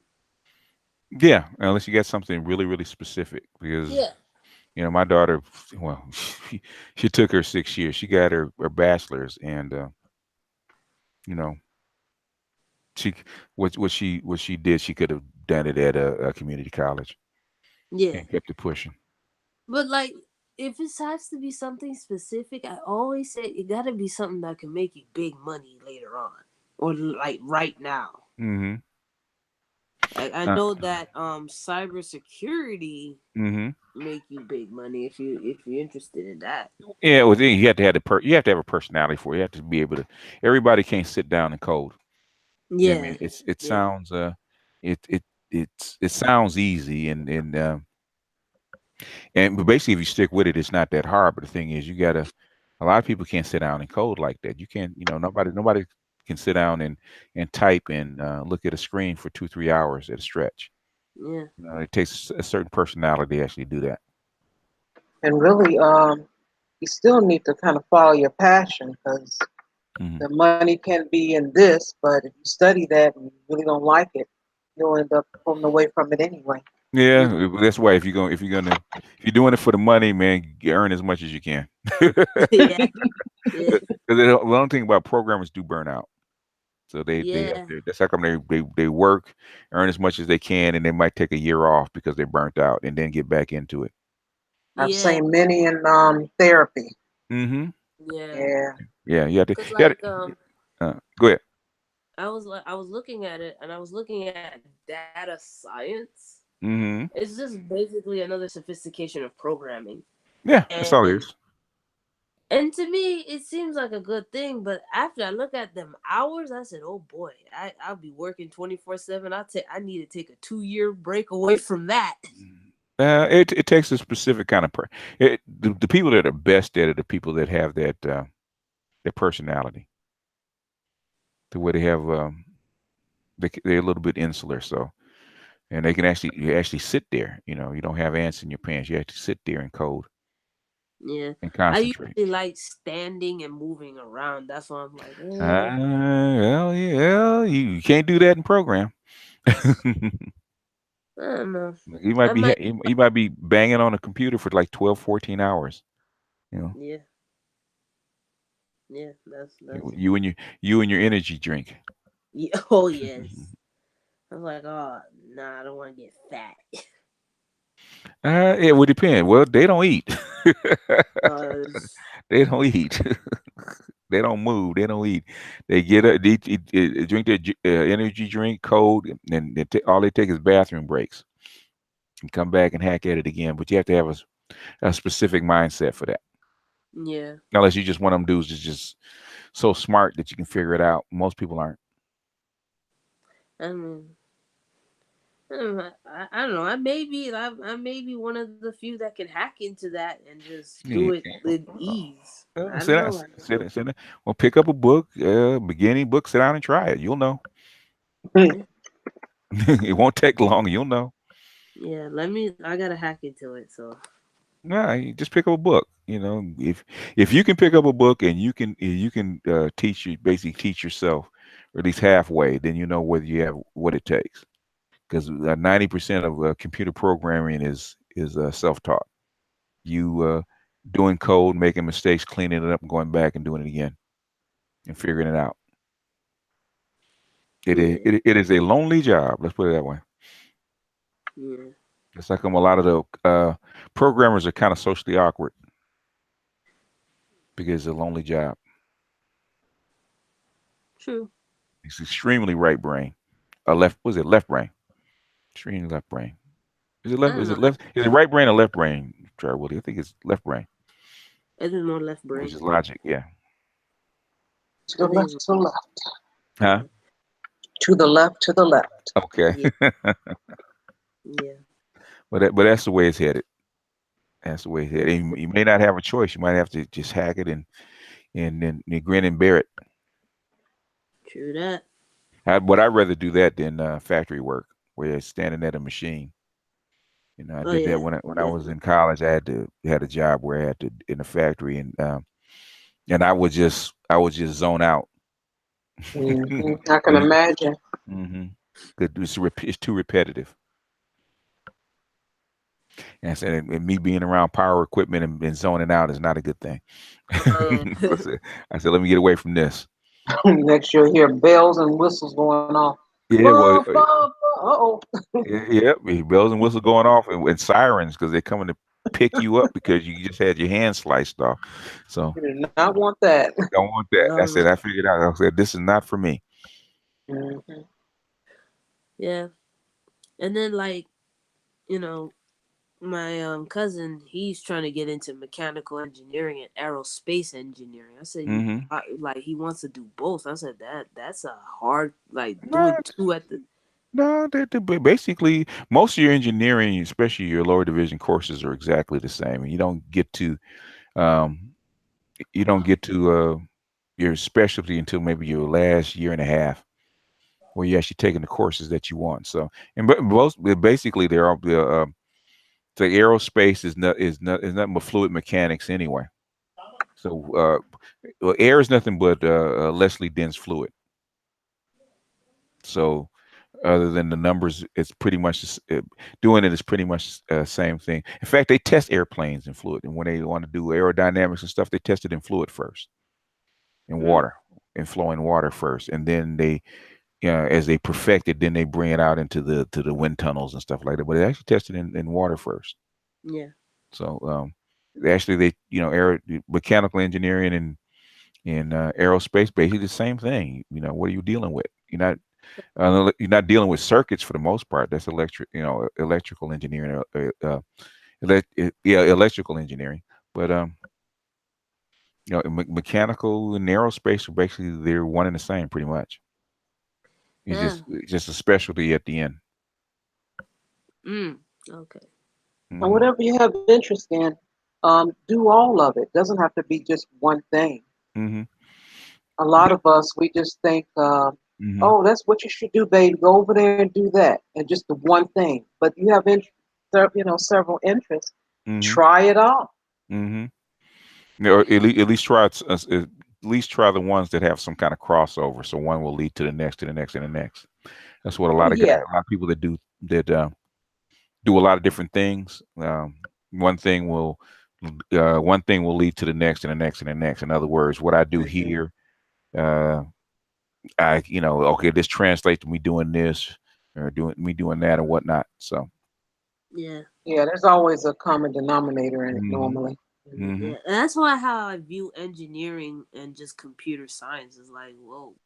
Hmm. Nowadays they're going into the robotics and Hmm. everything's gonna be an AI and everything gotta be all tech Hmm. and everything. All these engineering ties in together some way somehow. Yeah, yeah, because they're rolling out. I know in Los Angeles they're getting ready to roll out 5G. Yeah, yeah. Verizon is Verizon. starting it. Like I think they Hmm. started somewhere in the Midwest. That's why I said Midwest is the perfect place. It depends on the city because the reason they start out in the Midwest is because you don't want to start it off in New York, Chicago, or L.A. That's and, true. and, and screw everything up. You want a small, a little small town to test it on, and then get all the bugs out. Mm, yeah. But yeah, they're getting ready. And when if they once they roll this stuff out, then the self-driving cars are next Oh yes. because that means What they. they what No, they're go ahead. trying to figure out now is like, okay, they're having a problem with the situation where what if like a police car or a firefighter truck or an ambulance starts going and everybody got to move and stuff. Oh, that's easy. That kind of stuff is easy. That's predictable. That's real easy. Um, the fire truck or the ambulance just send out a broadcast, and the self-driving car would just pick it up and okay, ambulance is coming, move to the side.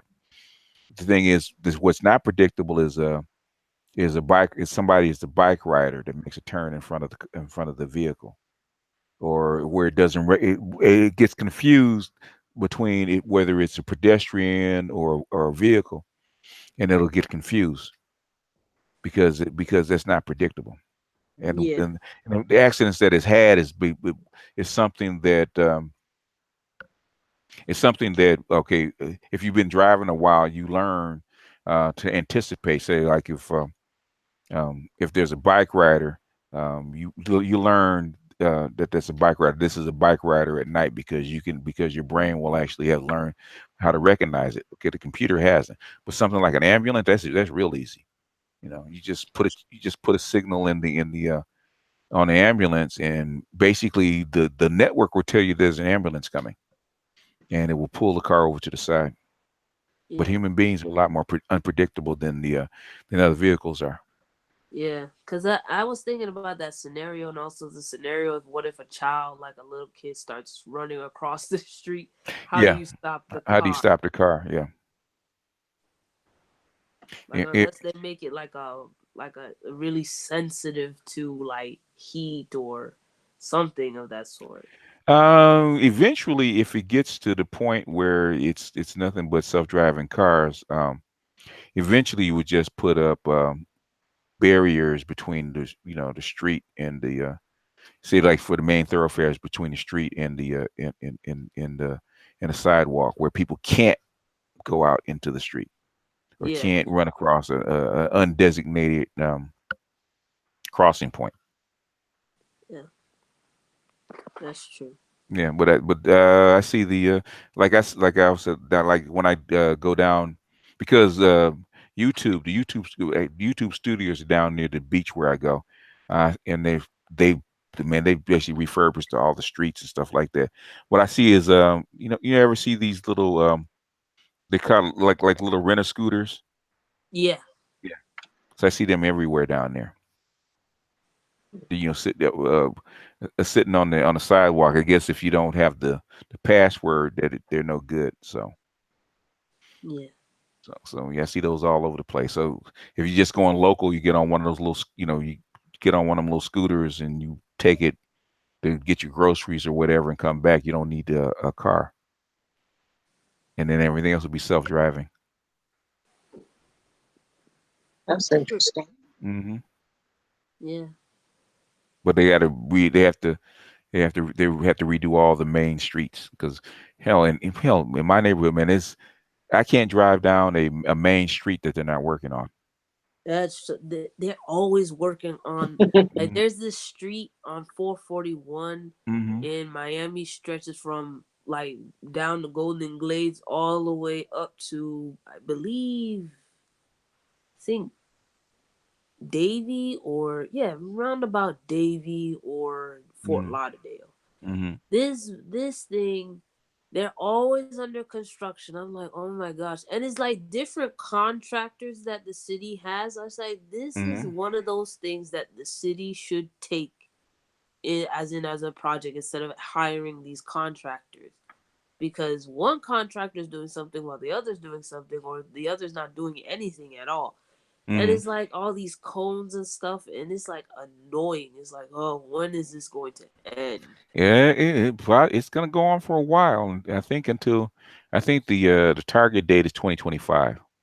So Yeah, hopefully hopefully they'll finish. Hopefully, but then again, once the AI and all that stuff comes in, you gotta dig up the street again. No, actually, if they're working on the street, they're actually putting stuff in to actually deal with the AIs and stuff like that. They're actually doing that now, which is why they're digging up the streets. Uh, yeah, Yeah. and Hmm. like I was thinking about it. Like, aren't they gonna build like eco-friendly cities or something like that? Eventually they will. When I don't know, but eventually they will. I think that's why a lot of people actually move back to the what they call flyover countries and build those eco-friendly cities. It won't be in the urban areas. No, no. I think that the urban areas are is too congested for that. Hmm. Yeah. I was looking at the what's this guy's name? Jake Ducey, about law of attraction, but like there's something missing because I Hmm. notice like they talk about it, but it's Hmm. like, okay, this law of attraction and you're attracting something, Hmm. but what if it's not the thing you expect it to be? Yeah, because you what you expected is what you expect, what you ask for, and what you expect are two different things. Because the universe, when you send out a vibration, it doesn't know. It responds to your vibration, and I found out that it doesn't look like what's in my vision about what it should look like. And a lot of times, you bypass it, and you don't realize, oh, I was supposed to get that way back when, even I kind of hem and haw because it didn't look exactly what I thought it should look like. And that just takes practice. You recognize you asking for something, and you recognize it when it comes. I would say like what you asked for. I would say 90% of the time it actually shows up. It just doesn't show up in the form that you expect. That's what I'm thinking. Cause like, Mm-hmm. okay, perfect example. I got these couple interviews that I went on to, and I Mm-hmm. thought I was gonna get this job, Mm-hmm. you know, but I didn't get it. But I Mm-hmm. got other interviews, and now I got this other job that's seasonal, and Mm-hmm. then I got this other job working for an office, Mm-hmm. and I was like, okay, well, it's for the poll election office. Mm-hmm. That's the one that I got, and the other one is for like a seasonal, like a little part-time seasonal, Mm-hmm. which is great. I'm like, okay, specifically that's not what I was looking for. What were you asking for? Well, I was asking for like a job at the courthouse with that, like in the division that was simple. like traffic paying for your tickets basically, or like Mm-hmm. license or any of that stuff, Mm-hmm. all that jazz. Mm-hmm. But then I got something else. I got this poll election, and then I got this seasonal part time. I was like, but wait, that's not Mm-hmm. what I asked for. Okay, it is bare minimum what you asked for. In other words, Well, if at you the bare minimum, mm-hmm. I just needed a job. That's you, that's the you bare needed a minimum. job, and the more complex you ask for something, guess what? It's going to take more time for it to come to you. Oh, So if see, you're asking for something really, really specific, that means you got to be really, really patient because it's going to take a time because all these complex factors have to be worked out for you to get exactly what you want. So the see, thing, that's so you have to go down. Okay, what did I really want? What do I really, if I want it to happen now, what do I really need and want right now? Do I, I need some money in my pocket. I need a job. And then you walk out and said, I'm gonna walk around and you know, I don't want a job, but a job that's not too physical. And if you walk around, you probably find it. You yeah, probably found it. It's not permanent, it's temporary, but the thing is, I need a job right. You want it to happen right now. So you're gonna take the first, said, okay, the universe says, okay, we got this. Oh, it's temporary, it's not exactly what you want, but it's here right now. I said, if you want something specific, it's gonna take you a year or two to get it. What do you want? You want it now or you want to wait? yeah, yeah. That's true. That's true. I can see where that's going, Mm-hmm. because like the complex. Because like here's the thing. Mm-hmm. Prior to looking for a job from the beginning, and let's say about 2016, 2017, I was trying to get a flight attendant job because I wanted to fly and travel, right? And I couldn't get it because there was nothing there. And then later on, towards as we go into the end of this year, Mm-hmm. there was like a trainee for Delta. Mm-hmm. So I signed up for it, Mm-hmm. and I did the interview. They Mm-hmm. send a higher view interview. I did that. Mm-hmm. So that I know that's gonna take a long process. Yep. The more complex it is, the longer it takes, and that's the way it works. You have to look at uh, uh, if you look at it, the law of attraction like a task. Okay, how hard would it be for this to come to me? And think backwards. Okay, if I was on the other end, how long would it take to work out everything to where it actually come to me? And that's what happens. It just takes a while because somebody might have to lose their job or move on, or they have to open up a new market or whatever, and all this stuff, all these factors have to be factored in before it actually come to you. But if you need it now, you have to take the first thing smoking. Yeah, yeah. So I'm learning as I take baby steps.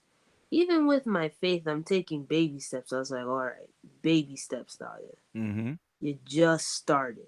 Yeah, but the thing is, if you want to, the law of attraction is actually a skill that you practice. Okay, so basically, what I used to do is ask for something really really simple, and then see what happens, and then see if it showed up, and a lot of times it show up, and I wouldn't recognize it. So as this time went on, I got more skilled at recognizing it, and even then, even now, I'll ask for something or want something, and it'll show up, and I don't recognize it. It's just a skill. So you have to Yeah, ask for something really simple. It might be say a present for my brother or a present for my sister or something like that. And it's something kind of specific. And even you can even name the price and it'll show up and it said, okay. And it said, I don't know if I really want it, blah, blah, blah, blah, blah. And then you come back the next day and it's all sold out and said, oh shit. Should have bought it yeah, right then. Yeah, I should have bought it right then. yeah. Mm-hmm. So that's why I'm like, okay, I'm gonna take this. I'm gonna take these offers Mm-hmm. because the election polls is only for like is from 5:30 a.m. to like closing hour, like Mm-hmm. dead like 12 o'clock, I believe. Mm-hmm. So I'm just gonna take it and say, all right, I'm gonna take it and see what else I can get. It's like a quest. You take one step, you collect one thing, and then you collect that. That will open up something else, and blah. And you keep. It's like a quest game. I have to get this to get to here, to get to here, to get to here, and eventually, at the end of the game, you get what you want. So. Yeah, that's what cause I got the law of attraction all wrong, and I was like, you know what? Let me take a step back and recalculate. Mm-hmm. It's not gonna be fast. It's not gonna be easy. Let me just take my steps. Mm-hmm. Actually think this through. Mm-hmm. Be very gratitude, and just be grateful and really holding up my vibration. That's why I'm like, I'm kind of like looking at YouTube now, and I was like, certain things I just Mm-hmm. don't need in my vibration. Mm-hmm. If it's Yeah. negative, I don't need it. You have to basically what it is the law of attraction is basically you setting up a relationship with, well, I call it the universe. Some people call it God, but you setting up a relationship with the universe and vibrating and what you want and recognizing when it comes to you, because it never comes in a form that you want or that you think that you want. So it takes a little courage. It takes some persistence, some courage, and some skill. So um, a lot of times um, you'll ask for something, and you have to recognize when the universe telling, oh, that's go this way, okay, go that way, and do this. And it sometimes it'll whisper, and sometimes when it's really urgent, it'll actually scream. Can you when it's talking to, can you hear it, and can you recognize it? And Yeah. it could come to you in a dream. It could come to you in real life. And the thing is, how is it? It's trying to tell you something. What is it trying to tell you? In which direction should you go? Yeah. Which I was like really interested in. So I started getting into it. Um, I started doing that. I started reading my Bible, and it's Mm-hmm. funny. The Bible did talk about law of attraction. It said, "Have Mm-hmm. you ask not because you have." Dang, I can't remember it. You getting that for you because you didn't ask for it. Yeah. Yeah, Mm-hmm. And then you didn't believe that it was going to come. that's that. Because that's where That's my that's problem. that's where the faith comes in. Do you believe that it's going to come, and are you willing to accept the package that it comes in? If your Messiah is coming, you're looking for a king on a horse with a sword, and your Messiah might come in dusty sandals and a robe, and a torn up and a raggedy robe. You Yeah, know, the if you look at with the First Kings with the story of David, right? yeah, Uh, um, they wanted the big, handsome, big, strapping, tall, handsome warrior king, right? Was Saul, and yeah. uh, and David was supposed to be king because he's a little shepherd boy, right? What's a little shepherd boy is going to do against these big ass Philistines, right? So we need a big, strong, strapping dude to be our king. And the universe said, "No, this is your king." And everybody looked at him and said, "No, hell no, no, he's not. He's not even the best among his brothers." But are you willing to accept the package that the universe sends it in? And that's a tough one. That's what you have to learn. Yeah. It's not just not a belief. It's a skill that you have to develop, and most people don't um, develop the skill. They don't, because you're born with the intuition. Do you develop? Do you Can you tune into it? That's why, like, when I started it out, I was like, you know what? Mm-hmm. I at first I was upset, but then I realized, okay, I was like, okay, God, I'm just gonna take a step back. I'm gonna Mm-hmm. really methodically be open minded to whatever comes my way and accept it. Mm-hmm. Yeah. Yeah, we normally fight those first thoughts that we have. Mm-hmm. Because they're there. We just fight. Oh no, I ain't going that way. Ain't Oh, going that that way. doesn't make sense. It doesn't make sense. Yeah. Mhm. I forgot something I had fought one time. I forgot what it was, and I said never again. never again. So when it is, whatever it is, I don't care how you know unsound it sounds like. I'm going that way. I'm Oh yeah. doing this. Mm-hmm. Yeah, if you're in the hood, that happens all the time. Yeah. Don't walk down that street. Yeah. But that's faster. But Yeah, if I go, that's the shortcut. it's a You shortcut. just you keep fighting it, but Mm-hmm. don't do it. Mm-hmm. Yeah. Mm-hmm. Next thing you know, But you something jumps up and said, "Told you not to walk down that street." Didn't yeah, Hmm. sometimes you gotta take that 1,000-mile journey. I? I have some strange things, even with phone calls. Some to take, some not to take. The Mm-hmm. strangest thing. I'll look. Uh, I should. Okay, don't fight it. Don't answer. There you go. Mm-hmm. Strange things, but I'll tell that to anyone. Follow your first mind, Mm-hmm. gut feeling, whatever you want to call it. Follow it. Mm-hmm. Yeah, because everybody says I should have followed my first mind. Yeah, Well, like I something should have. told me. Mm-hmm. Yes, it did. Mm-hmm. But you I want to should follow argue. my gut. That's my ex. That's so University, funny. leave. I said, leave that little chocolate girl alone. Don't mess with that. It's so funny because, like, I just got back with my boyfriend and, like, we were talking and stuff, and he took me out to dinner. Mm-hmm. I had a dream, like, okay, I brought some leftovers from the restaurant. Mm-hmm. I put it in the fridge, right? Mm-hmm. I didn't finish it all off. I just put it in the fridge and I went to sleep that night. Mm-hmm. Tell me how I woke up out of that dream. I dreamt I was in the kitchen, right, about to Mm-hmm. get some food. Mm-hmm. And when I opened the container that the food was in, flies coming out of it. Nope. And I called my mom and told her, and I said I had this dream. Mm-hmm. And that's a bad sign. Mm-hmm. Yeah, you gotta keep your ears and eyes open. Mm-hmm. Yeah, there's a vibration. So yeah. Basically, you're more open when you sleep. Yeah, Mm-hmm. The thing is, what does it mean? What is it? Because it can only talk to you in images, and the thing is, what do the images mean? that's what I'm trying to figure out. It takes a while. It takes a while. Um, the the energy is there, and then it'll whatever it's trying to tell you will show up, and that's where you learn. Okay, I dreamt this, and this showed up, or this happened.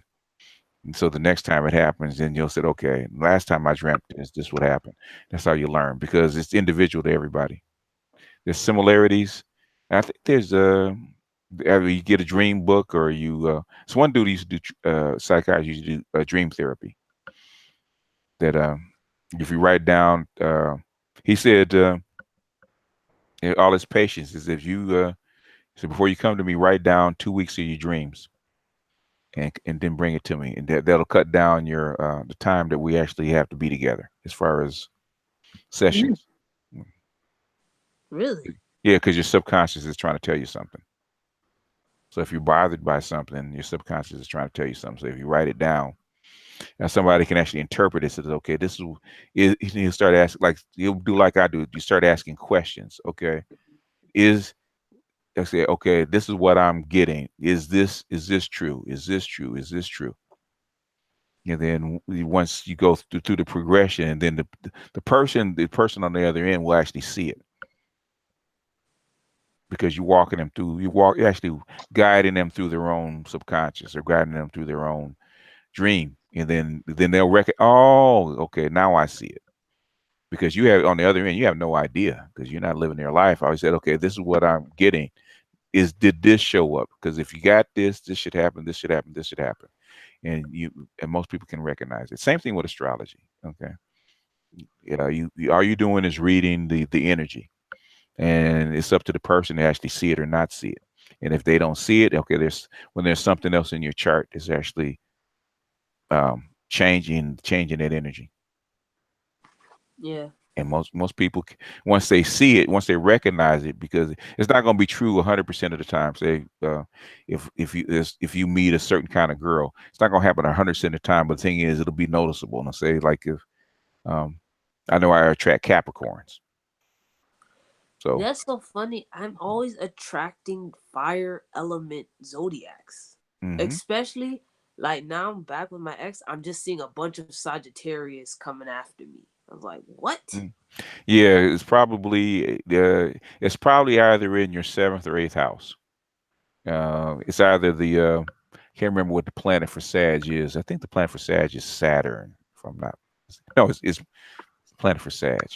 It's either Jupiter or I think it's Jupiter. I can't remember, but it's either the sign or the planet. And if it's both, that means it's an extreme energy. Yeah. Which I So, noticed that. hmm? Which I noticed that too. I was like, well, when I wasn't with my ex, I didn't attract that. I attract more like air, water signs. But Mm-hmm. now I'm with my ex, it's just fire and earth. Mm-hmm. Yeah, yeah. Certain signs go together, but you'll notice it. It won't, like I said, it might be, say you might meet 100 guys, and say 15 of them will be Sag, or 20 of them be Sag. It won't be 100%, but the thing is, it'll be a noticeable number, and where you Yeah, get a mix of everybody else. But you're thinking, why am I meeting all these group of guys in this particular sign? yeah. Which was funny. Because like when and like was it like when was it? I think it was August. I dreamt of a Sagittarius sign, Mm-hmm. and then I dreamt of an Aries sign, Mm-hmm. and like I heard a voice says choose. Oh, okay. Okay. You said sign. What do you mean? A Like the picture of sign, it? the The the, zodiac the sign. zodiac sign. Okay. Yeah. What was it doing? Floating or It it's was on a like float picture or it like something? okay, it was floating around me. Mm-hmm. Like you know how they just go around circles around you? Oh, okay. Okay.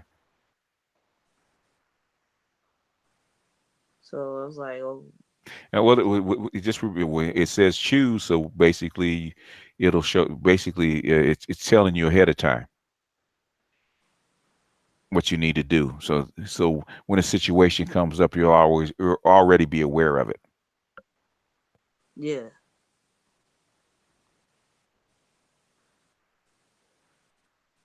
Crazy though. Yeah. Well, I mean, um, if you want to be, or you want to open yourself up to it, then this is what comes with it. So you asked to be opened up to it, and so now you're being opened up to it. This is what comes with it. It's not all bed and roses. I know I'm still I'm like Yeah. shit. Well, yeah, if you want to be opened up to it, and then you go walk through that door, then you got to be willing to accept what comes to it. It's not all perfect. Yeah.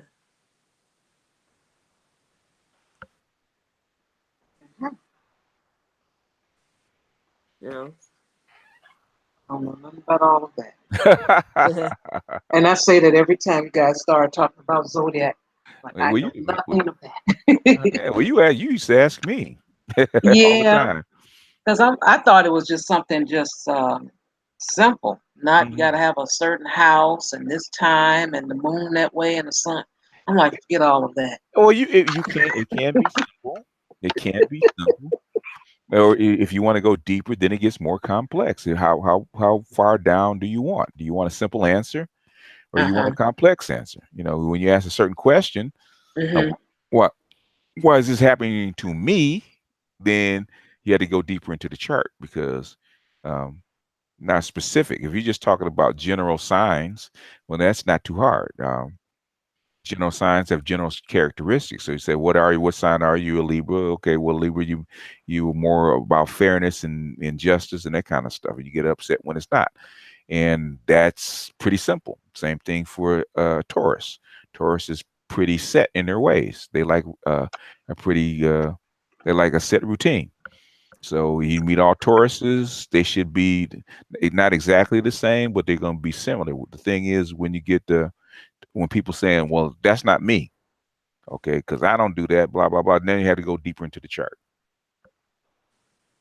But for Yeah. if you just talk, if you're willing to accept the people that don't seem to fit in that particular group. There's a reason why. Now, do you want to go in and dig for it, or you want to say, okay, that's just one of the ones that have something else in their chart, and I don't Hmm. understand it, and you keep going. It can be extremely simple, or it can be extremely complex, depending on how you want to use it. Like, say, like you use word processing, right?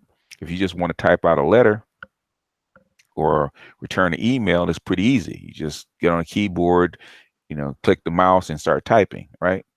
Now, if you Hmm. want to do now, if you want to change headlines and do bold and that kind of stuff, now you got to do a little bit more, right? Now, if you really want to go into all formatting, putting page numbers and this kind of headlines and justifying the columns, putting in pictures or putting in that kind of stuff, now you're getting deep into the weeds. So you Yeah, can go from simple to complex. Yeah. I like that explanation. Because when you go really, really deep into the weeds, where you start advancing the chart so it can catch up to what you're doing right now, you got to be really good at that stuff. You got to be really good at that stuff to actually advance the chart. I want to look on YouTube and see if I can find anyone that talks about interpreting dreams. Because I Oh yeah. always found some spooky stuff. I'm not into the spooky. Just want just the simple stuff. Now I don't want you rolling around in some dirt and throwing incense around and all that other stuff. Just give me the basis. If Yeah, you know something, good. yeah. If you don't, then move on. What is it? The book Jung. I didn't read I read some of it, didn't read a lot of it. Was Carl Jung, A Man in His Dreams. Talks Hmm. about interpreting dreams and archetypes. And I can't remember the author, but there's a dream book that can give you a general. So if you have a dream and a certain archetype shows up and give you an idea what it meant. If it's just yours, if it's just your personal dream, um, a lot of times you just say mentally I didn't understand it, and it actually come back in a different form. Mm. And what I've experienced is if it's something important, right before you open your eyes, something will happen, and that's what it's trying to tell you right before you That open your eyes. that's what happened to me with those two dreams. The Hmm. zodiac sign Hmm. and the flies coming out of the container. Yeah, right before you open your eyes, it's trying to tell you something, and it'll give you an image, and that's usually the most important thing. Those are the dreams I remember, the dreams I wake up. Now, there is one dream, but it was such a deep dream that I still remember it Hmm. cuz I know I was out of my body when that happened. Hmm. And I dreamt I was in the ocean, and the water was very clear, and like I don't know, but I was like transported to a different place and a different time in a different body. Hmm. And I was looking at this individual who was looking at the ocean, and I came out of the water and I saw that she was talking to me, but I didn't understand what she was saying. Hmm. And I said something back to her, and she said, "You're not done yet." Hmm. And I woke up. Hmm. Yeah, basically, basically what it's trying to tell you will actually show up in real life, and 9 times out of 10 it'll actually show up, and you'll get good at recognizing what it is. So it'll show up. The thing is, can you recognize it when it shows up? If you're not done yet, the basically it's giving you an answer before the event happens. Yeah. Yeah, my dreams normally are so wild. Hmm. People would like to hear about them Hmm. because they were amazed that I can remember them. Yeah, that is it is strange. Yeah. They had to be pretty vivid for you to remember. Yeah. Yeah, Do you write them down? I used to. I wrote them down for maybe about 4 years. My hairdresser that passed away, he had suggested I write them down because he Mm-hmm. used to look forward to me telling him about them. Mm-hmm. And so I wrote them down.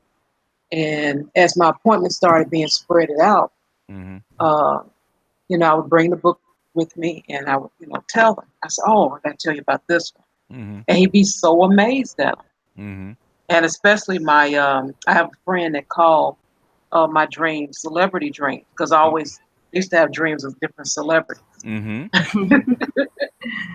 So she was fascinated about that. Mm-hmm. Yeah. Yeah. Yeah. Celebrity dreams are always archetypes.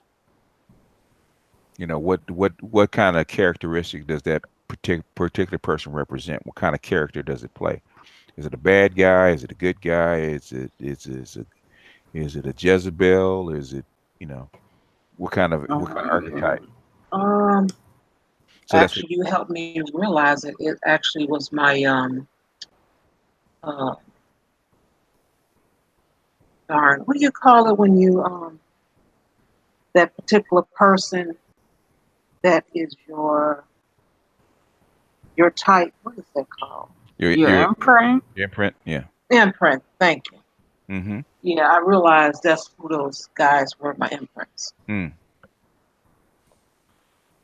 Speaking of celebrity dreams, I had one that was so realistic. I mean, it got me like real emotional and like very sad because it was like around the time that he died too. Mm-hmm. Was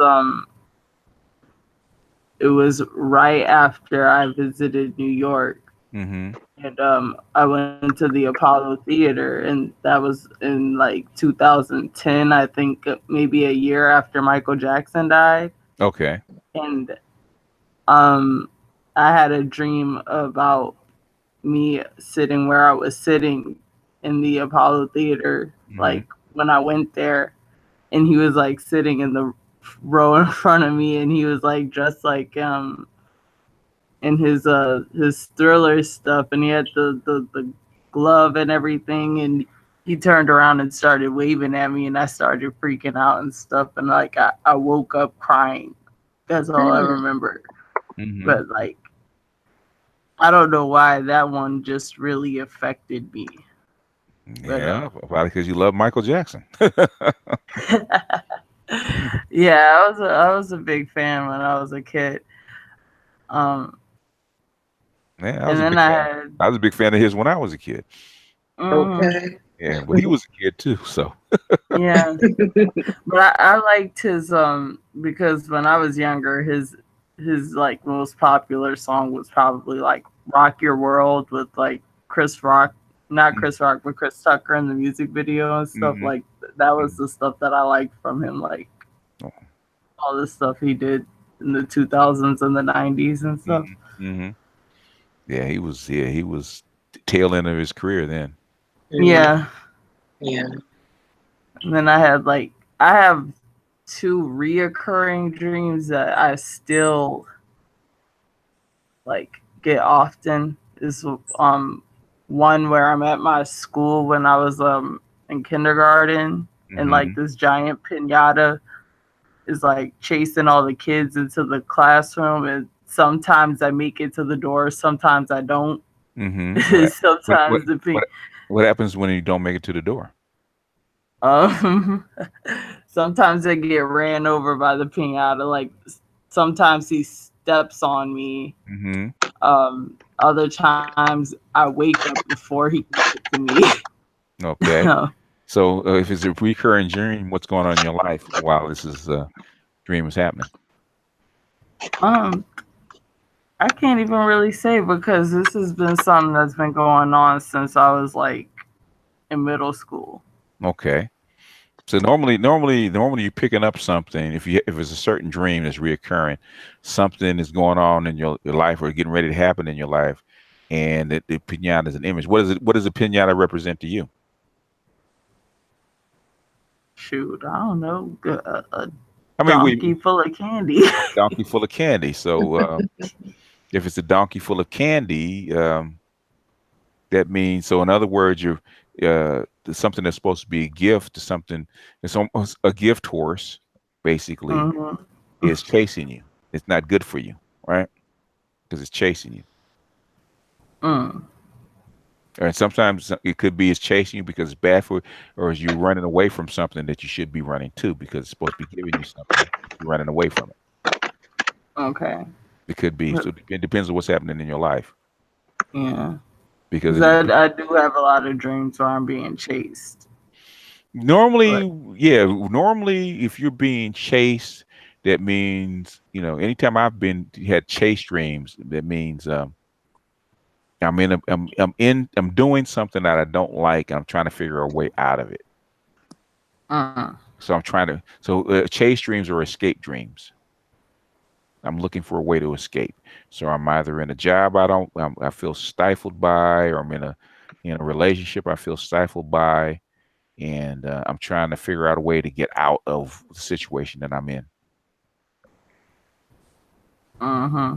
So I'm gonna say the chase dreams are escape dreams. So so in other words, when you have the dream, what are you trying to escape from? Hmm.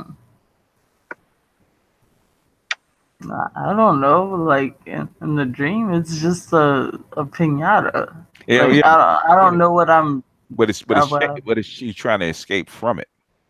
So in other Mm-hmm. words, it could be a job that you don't like, and you figure, oh, well, I need this money, so I can't get out of this, or I'm living in a place I don't like, so how do I get away from this? But you're trying to escape something. Normally, if it's a chase Uh, dream, the thing is, what is it that you're not unhappy about, and what are you trying to change? What are you trying to get out of? An obligation, uh, a bill. It could be uh, a contract. It could be a job. So what are you trying to get out of? oh. That's Interesting. Hmm? Interesting. Yeah. yeah. Yeah. If you're Yeah, trying to. think about it. Think Mhm. hard about that. Mhm. Uh-huh. Normally it's an escape dream. I said normally. I'm not saying that's for sure, but I said normally it is. And if it's reoccurring, then every time it happens, then there should be something going on in your life or getting ready to happen in your life that is similar. So, like, in other words, it should be happening, or say if you have the dream, what happens the next day or next 2 days? Okay. I'll pay attention to that next time. Mm-hmm. Hey, BGS. Mm-hmm. Okay, so I have always had this dream ever since I was a little kid. Mm-hmm. Before I go down to stage, was it level 4, as you go down into your deep subconscious mind. I've Mm-hmm. always had this dream. It's an event that happened to me a long time ago, but it Mm-hmm. always recurs before I get into a deep dream. Okay. So here's the dream. Mm-hmm. I like I'm 5 years old. My dad is driving, and Mm-hmm. we're going to Disney World. Okay. I remember specifically seeing either a shooting star or a comet or whatever speed through the light, just speed through the sky. Mm-hmm. And I said, Dad, did you just see that? He's like, Mm-hmm. see what? And I was like, you didn't see that. And that's the dream that always, like, before I entered the dream world, that's the event that I always remember. Okay. So Why does it do that? something's trying to get your attention, and probably it could be something that nobody else can see. Only you can see it, and you turn it. What I'm getting is, okay. You turned to your dad for what validation? Because I saw something. Did you see it? So you turn into that for validation, and he's saying, "What? I didn't see it." In other words, he can't give you validation that it actually happened. Only you saw it. Now, do you believe in it, that you saw it and it's actually real, or don't you? Or are you going to take your dad's word for Oh. So I guess it's just a validation dream. it? Well, I was going to interpret. In other words, you saw something's happening. It's trying to get your attention, and you're not sure what it is. You're not sure what it is. So in other words, say if you're going to do something, right? You're going to buy something, going to do something, and you're not sure, right? So what do? You go to somebody else and will say, "What do you think?" Because you're looking for what encouragement and validation. So to give you courage to actually go do that thing, right? Yeah. And and somebody doesn't believe in it. You should take a job, or you should do whatever it is. You go to that person and say, "No, I don't think you should take that job." In other words, I don't see what you see. I didn't see it. So do you believe in what you believe your own eyes, your own conviction, or do you believe, or do you need somebody else's confirmation? I So don't know. in other words, if that is the case, then when the dream shows up, when the dream is there, is there something going on during that dream? Because it's because it's trying to get your attention. What is it trying to say? So if you have a dream that doesn't quite fit or it seems kind of unusual, what's the dream trying to tell you? That's your job is to figure it out because it should show up in your life if it's trying to tell you something. The dream is either if it's a premonition, it's trying to tell you something that's coming. If it's an emotional, then it's something that's going on in your life that you haven't resolved or you're trying to suppress it. And the only way you can get your attention that something's going on is through your dream. So that's something that you're trying to suppress that's going on in your life, or it's trying to tell you something's coming. So those are the two for dreams. Most time it's just something going on in your life, and it's trying to work it out in your dream. And every now and then it's something that's coming. It just depends.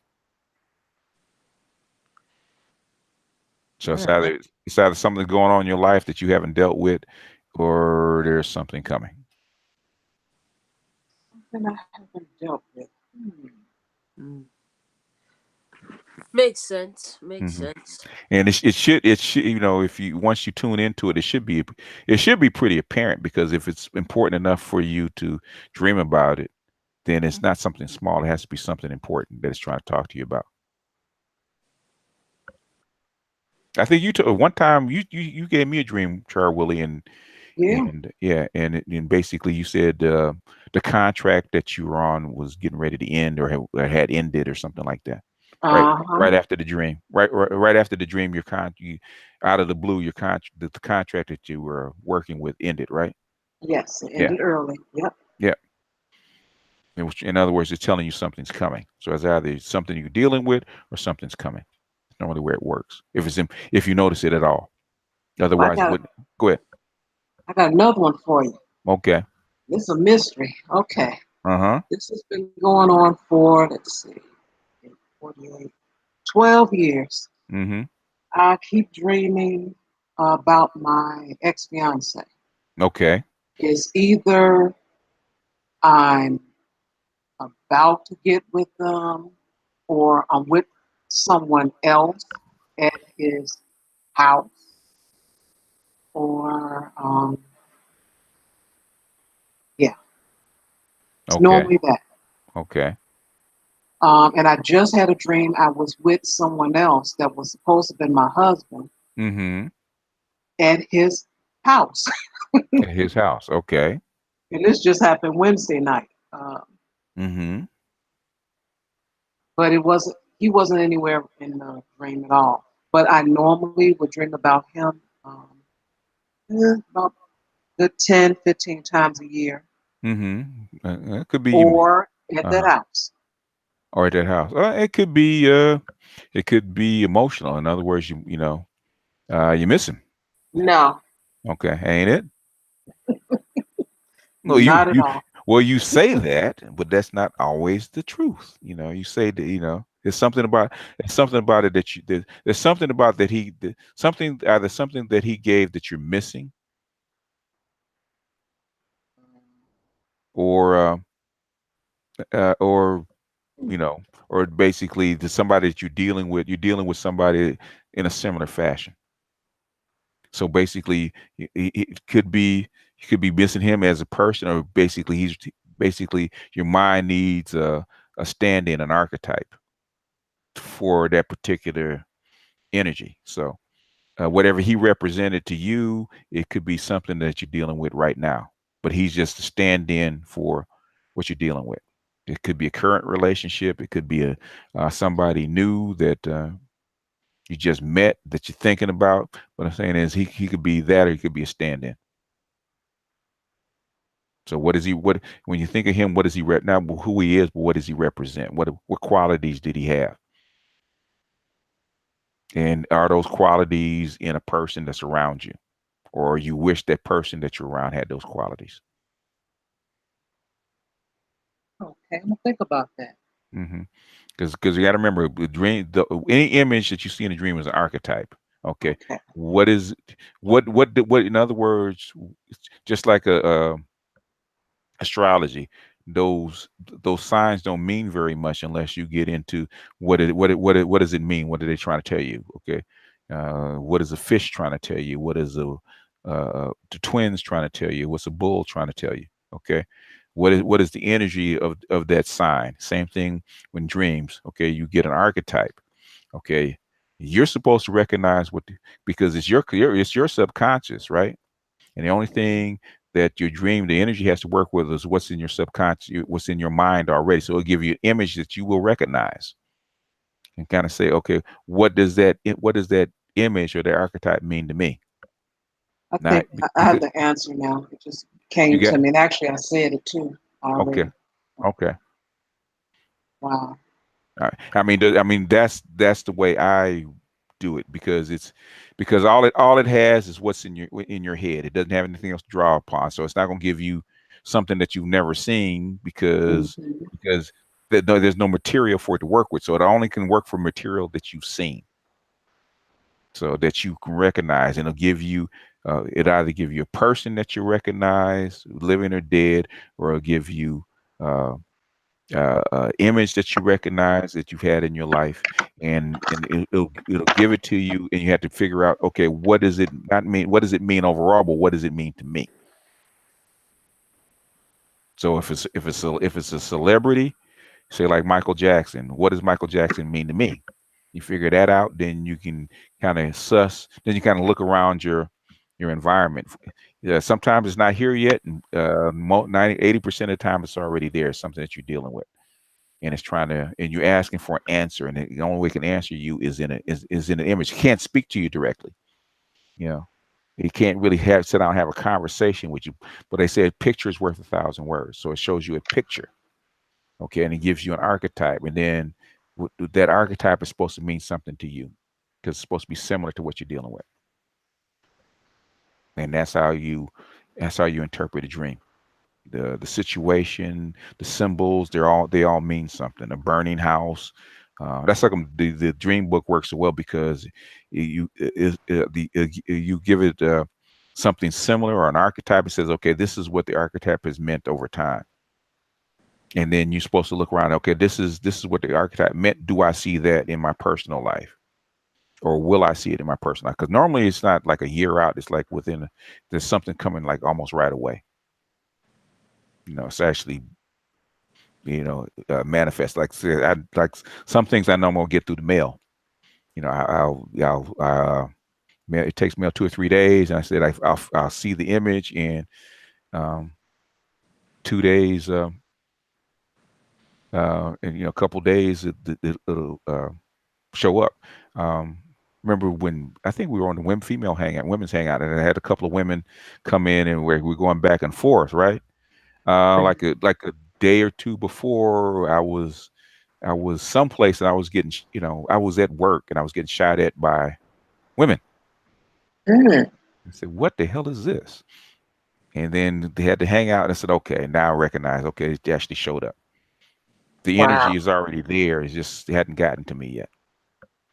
And you'll recognize it when it comes up, and then it says, "Okay." Then you recognize it, and it doesn't freak you out because, okay, I see what it was trying to tell me. Then you can handle it. It's kind of give you a warning ahead of time. It just depends. So sometimes it's something that's coming, and sometimes it's something that you're dealing with. Not like the majority of the time, it's something that you're already dealing with. So I don't know. Did it make sense to you, Char? Uh-huh. Okay. It sure did. All right. It makes sense to me a lot because, okay, so I don't know, like I have a gift of dreaming a lot, Mm-hmm. especially like during the summer and fall. That's when my dreams go way up high. Mm-hmm. I guess it's a Pisces thing. I guess the stars and the Yeah. moons are on it. Well, water is more. Water will absorb more energy and hold it. Where air will transmit it. As an air sign, we won't hold it, but water will absorb it and hold it. So that's So gonna go ahead. so okay, so happened to me Monday. Yeah, Monday Mm-hmm. night going into Tuesday. I dreamt. Okay, I dreamt I was. Well, I wasn't playing the game. I was in the game Kingdom Hearts, right? Mm-hmm. And Mm-hmm. there was this door. Mm-hmm. There's this white door, and Mm-hmm. I think it was Chain of Memories. And I see Sora sitting there, Mm-hmm. and I'm like, "Am I about to have a conversation with this character?" Mm-hmm. And he was like, "Indeed, you are." I was Mm-hmm. like, "Whoa!" Okay. We having this full blown conversation, Mm-hmm. and he said, "Are you ready to open the door?" Mm-hmm. And I was like, "What do you mean?" I'm like, "You've been dodging this door for a very long time. Are Mm-hmm. you ready to open it?" Mm-hmm. And I just stood there and paused for a second. I said, "I'm ready to open the door." Okay. Did you open the door? Yeah, I did. Okay. So And that's when I woke up. what have you been stalling on that you should be doing that you've been not doing? Damn. It should be I mean, it shouldn't be a damn. You should know exactly what it is. Right? Because you've been procrastinating on something. What is it? You say, God damn it, are you ready to do this or not? Because some of you asked for, and the character shows up in a white door, which is the door of light, right? Yeah. Okay. So um you pretty much know what's behind the door already. But the thing is, are you ready to, you've been you the reason that you haven't walked through the door is because you have an idea what's behind it, or you think you know what's behind it, but you know you have to do it. So are you ready to do it? Just trying to get your attention. Are you, damn it, you've been procrastinating for how many weeks or months? Are you ready to actually go ahead and do the damn thing? So whatever it is that you've been not doing, or you said that you're going to do, you haven't been doing. So now they had to send a character and a door. Are you ready to walk through this door or not? Because the door is just a passageway from one reality to not one reality to the next, or one, we call a reality. In other words, one state of being to another. So in other words, when you're getting ready to change something, you walk through a door from one room to a next, getting ready to change your situation. Yeah. So Yeah.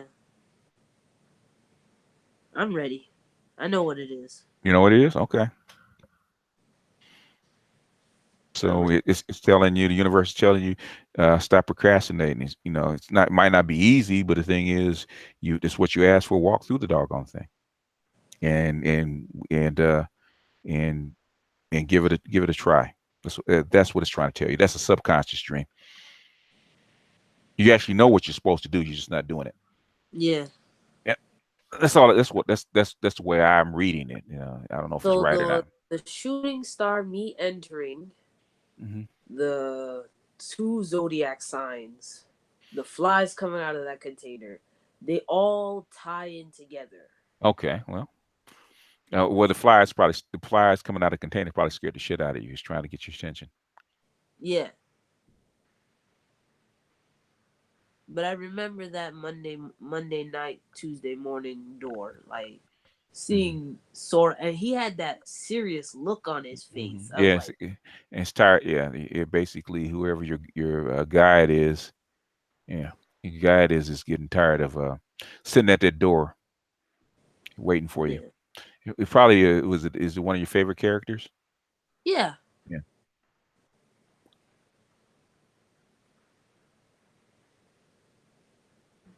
Yeah, doors are normally about change. Walking through one door to another, and normally going through a door is opening the door and closing the door is actually drastic change. Uh, yeah, yeah, yeah. Ruby's right. All comes down to fear. yeah. So I So guess I'm just gonna be open and yeah, accepting to whatever comes my way now. you hold your breath and just do it, Yep. and trust that what's waiting on the other side is that the universe is taking care of you, and that's called faith. That faith that the faith that the energy you send out is going to come back to you in a positive way. Yeah. Yeah. Cause like those dreams are aligned, and like the last dream I had, that was Thursday night dream. Mm-hmm. The Thursday night dream was very interesting Mm-hmm. because I dreamt of a dude Mm-hmm. that was not my boyfriend, Okay. and that to me was like weird. And then like okay, I saw okay, it was like this like a nice night out club, and I saw Amy Winehouse singing Okay. Oh God. Okay. What was she singing? Valerie. Okay. What Oh is it? my God, Valerie. So Yes. what does the song mean to you? Like the song to me means like this there's this guy that really likes this girl, and he's Mm-hmm. like really and he's like what you been up to, how you Mm-hmm. been, Mm-hmm. all Mm-hmm. that jazz. Mm-hmm. And like this dude, like he's tall, handsome. He's wearing like a dark like a black dark navy shirt and Mm-hmm. like a like black pants and black Mm-hmm. shoes. Mm. And Man he of was mystery, huh? yeah, man of Mm-hmm. mystery. Mm-hmm. And then I listened. Then the song switched, and Amy Winehouse is singing one of Hozier's song. The guy who said "Take Me to Church." He got this song called "I Fall in Love with Someone New." Mm. Okay. The guy? No, Valerie. She was Oh. singing one of his songs. Okay. So he's like, so I fall in love just a little bit every day with someone new. And Mm-hmm. I love that song. Mm-hmm. And the guy was just holding on to me, and I'm Mm-hmm. like, wait, where's my boyfriend? Mm. No, it sound yeah. It sounds like the reason that you in with a man of mystery because that's what you desire. And even though you feel, because if you wanted your boyfriend to be in your dream, he'd have been there. So the thing is, why is he not there?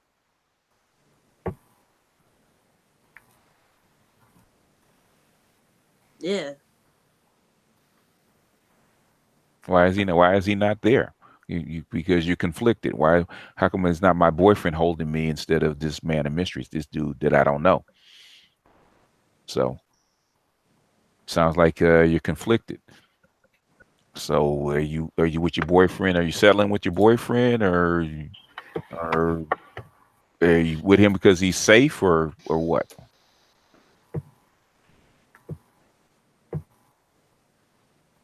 and I'm opening doors now. Oh, It could be you open. It could be doors that you're opening. Yeah, it could be. So if it's somebody that's unknown to you, your ideal man or whatever, what did you think of your ideal man is something that somebody that's unknown to you, man of mystery, and your boyfriend's not there. So the thing is, why in your psyche your boyfriend's not there? that's true. I guess like it just So Art says someone got a crush. I probably do have a crush on Mystery Man. I don't know. You don't know? You sure?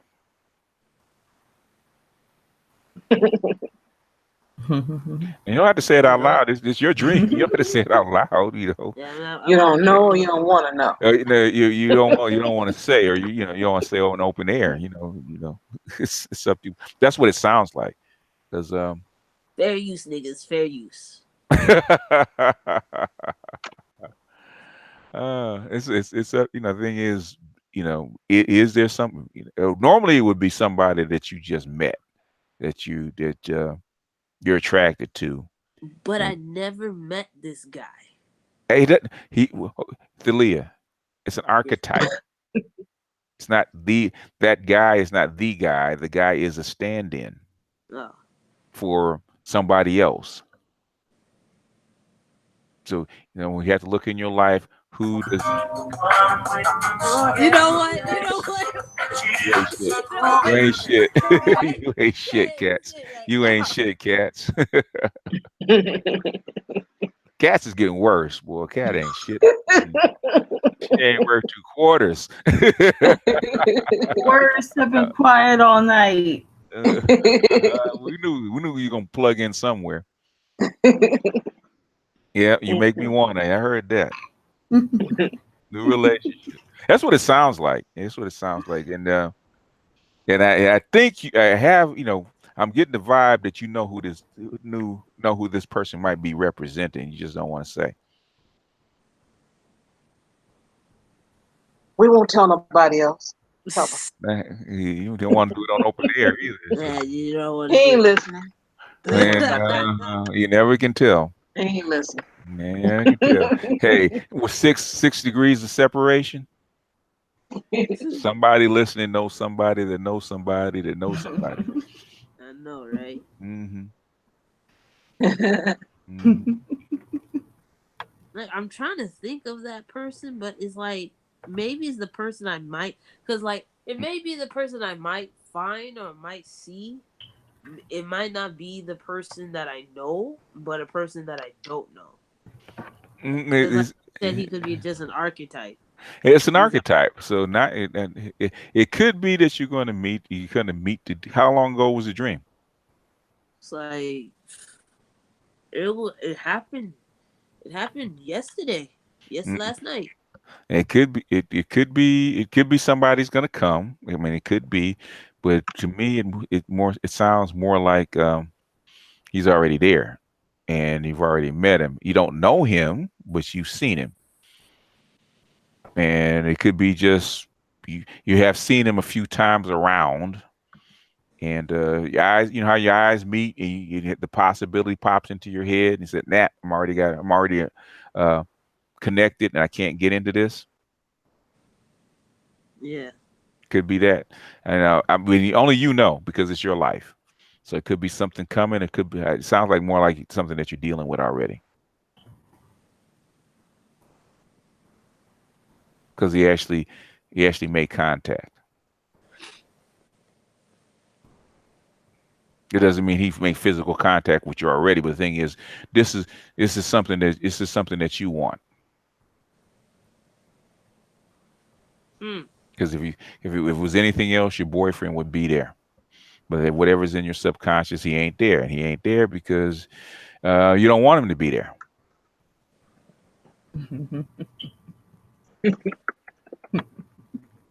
Damn. Fair use, niggas. Fair use.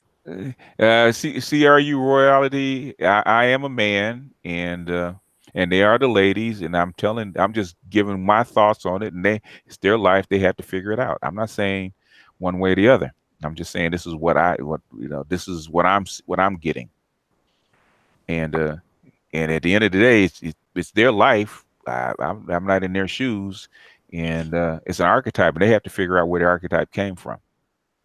Yeah. And he helped me out, CRU. He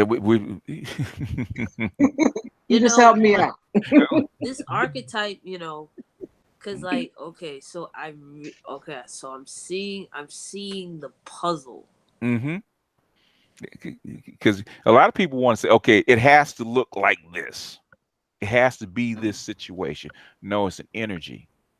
Yeah. Sometimes it could be I'm in danger. It could be something good's coming, something bad coming, something's gonna happen. Like being shot at by the three or four different women. Okay, it's like where the hell, what the hell is that? I know it's not, Because it's not actual, but when it showed up, it's like, okay, that's what because it was. I that's actually the have a funny. question about that dream. Was that right before the myth of white womanhood? No, no, no. That was the one with the bomb cherry. I Oh, remember that Okay. one. That was kind of wild. It was a wild night. Oh, okay. So that was recent. Yeah. Okay. that was Yeah, Oh, I'm really oh, putting this puzzle in other together. words, he's saying they want to hear what the ladies think. Okay, the ladies are telling you what they think. Oh, in other words, he want to know what the interpret. I've given you the archetypes. He's being nosy. That's what it is. Oh, You know what, Coriolis, you need Yeah, to he stop. want to be. He want all the juicy details. I said that's up to them. If they want to tell you, that's up to them. I just can't say. I'm sorry, Yeah, CRU. I'm sorry. I already see You the got to archetype be. right now. Oh, I see him. yeah. Uh-huh. I see I saw the okay. So the Sagittarius sign and the Mm-hmm. Aries sign. Uh-huh. They all start to add up. Yeah. Yeah, Yeah. And the white door and this kind. yeah, I mean, it could be cumulative. They could be separate. But the only person who can interpret your dream is you. yeah. I can give you. I can kind of guide you and tell you what I think. And said, "Oh, okay. What BGS? What do you think about this?" I said, "Well, this. I would say this means that. This means that. Is what do you think? Because this means that to me. Is there something similar going on?" And then you got to say, wait a minute. Wait a minute. Yep. I remember. Yep, there's something going on. That's Because so because the first thing I asked, what does it mean to you? 'Cause like to Char Willie, what does that person mean to you? And I don't have no idea what that person means to her, but she does. Yes. Yeah. And Tell you off air, but I can't tell you here. oh no, Sorry. no, you can't on there. But see, what I'm saying is that it is not about, because a lot of times it's not about that person. It's about the energy that person represents. Yeah. Yeah. yeah. Cause like oh my gosh. Cause now I'm connected to another dream. Well, okay. We'll I see. have this. So, so, I have a diary log that I write my like inspirations and dreams down. okay. Okay, so this dream, Mm-hmm. this other dream, I dreamt about. Okay, back to one of my favorite characters, but it's not. It's another character. He's one of the villains, and anybody who knows Hunter x Hunter knows this guy. I dreamt of in a bookstore Mm-hmm. with Crollo. Okay. Anybody who knows Hunter x Hunter knows Crollo from Okay. Phantom Troop. And Okay. we were and he looked sophisticated. He didn't wear his like get up. He just wore a nice tuxedo Mm-hmm. and he had like a white shirt and took his jacket off and he said it's hot. Hey, Mm-hmm. can I talk to you for a bit? Mm-hmm. And we were just talking. Mm-hmm. And I'm like, wait, where's like cause I remember Mm-hmm. walking in the bookstore with David. That's And your David, boyfriend? yeah. That's okay. And then, like, okay, I'm sitting there in the coffee. I got the book, reading the book. Mm-hmm. I mean, this is the dream or this is real life? This is the dream. This is Okay. the dream. This Uh-huh. is the dream. Right? Mm-hmm. I'm Mm-hmm. sitting there with the book, and Mm-hmm. the guy comes up. Mm-hmm. Crollo comes up, sits Mm-hmm. down with me, Mm-hmm. and we're having a cup of coffee. Well, Okay. he like all of a sudden I have the cup of coffee in front of me. Like Mm-hmm. he brought 2 cups of coffee, and I'm reading a book, and I'm like, wait, is this is this one of the signs of my spirit guide or something? So What did it say to us? So what did Crollo say to you? okay, so oh death race, please stop.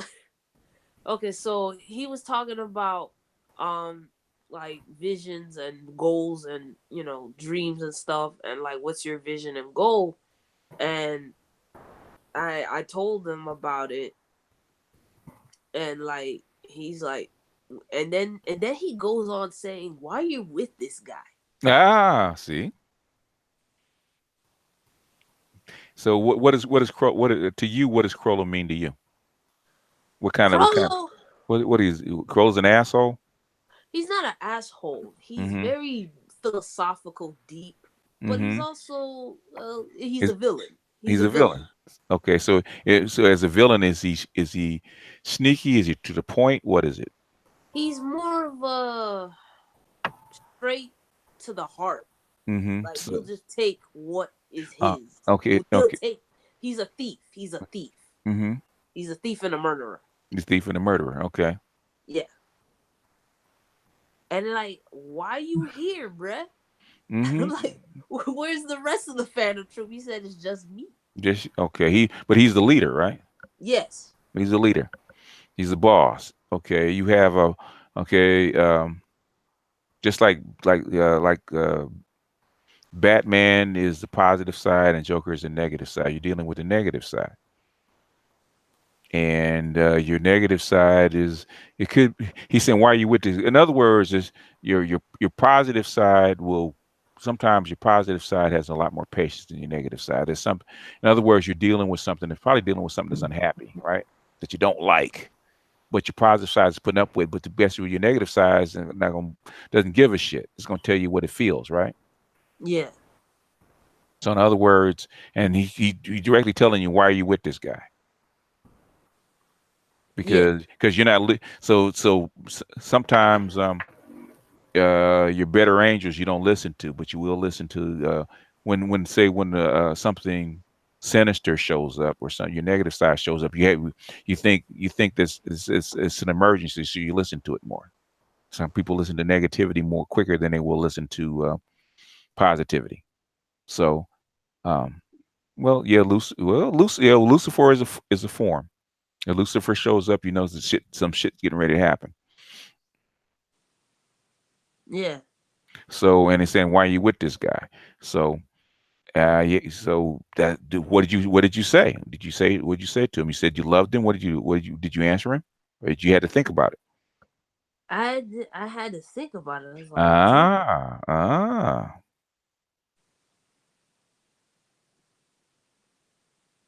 Like, shit. Because you've gone back to a boyfriend that you're comfortable with, right? Yep. Yeah. So instead of going through the door, you went back. You backed away. I'm not saying you should quit your boyfriend or nothing like that. I would never say anything like that. But I said there's something, you know, there's something that needs to be resolved that you're not happy. You're not completely happy with your boyfriend, and that's you have to resolve that. You know, that's what it's trying to tell you. You're not. In other words, he's asking you a question: why are you still here? Because you're because the light side is always revealed. The door of white, that's something that you know. Your dark side is something that's hidden. It could be buried. It could be something that you buried, and you're feeling, but you don't want to. You're not seeing exactly. You don't want to bring that feeling to the light and actually examine it. So you have to bring it out and examine it and answer the question: why are you with him? And is that good enough a reason to be with him, rather than going to the man of mystery, or whatever that represents? So if he strolled up to you when your boyfriend walked away, and he strolled up to you, sat down with you with a cup of coffee, and asked you why you with this nigga, basically, like Valdez would say. Valdez would interpret the same way. He'd be the street dude, and he because he has that persona. He's not gonna give you no bullshit. He's not gonna say, "Oh, sweetie, you should go look for better." No, he gonna roll right up like a thug and say, "Look, why you with this corny nigga? What's up?" He's gonna say it just like that. And this in Crollo is that kind of persona. There is no beating around the bush. There is no being nice. Okay, that's that dark energy. It's gonna say exactly what it means, what it feels. It feels. It doesn't think. It feels. So it's actually saying what you feel. Well, how was Chrono dressed? He was dressed in what, a black tuxedo with a white shirt. Yes. Okay, yeah, formal.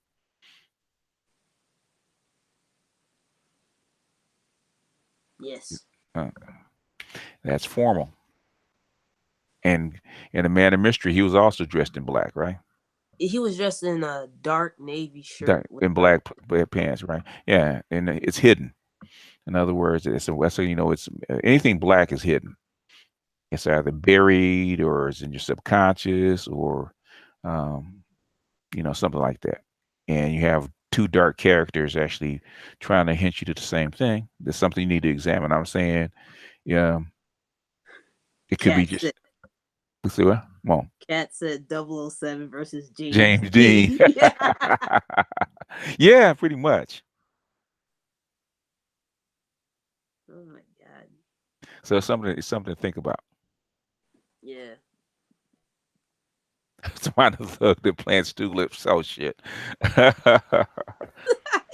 You know, Arnold. Well, Oh my God. Austin Powers. okay. Let's see. Funny, Oh, Austin Powers. He plants tulips. Oh, and that so cause does Crollo plant tulips? no, Uh-huh. no, he Uh-huh. reads books. The He reads dude, books, so he's highly intelligent. So he knows what yeah, he's talking about. Okay. He's a master criminal, huh? yeah, Yeah. cause like, oh my god, this happened like when me and my boyfriend first broke up, right? Mm-hmm. I dreamt of Game of Thrones. I was like, oh my god, don't tell me. It's like, oh, we're gonna watch Game of Thrones. I was like, nope, nope, this is not Game of Thrones, right? Okay, Mm-hmm. so here we go.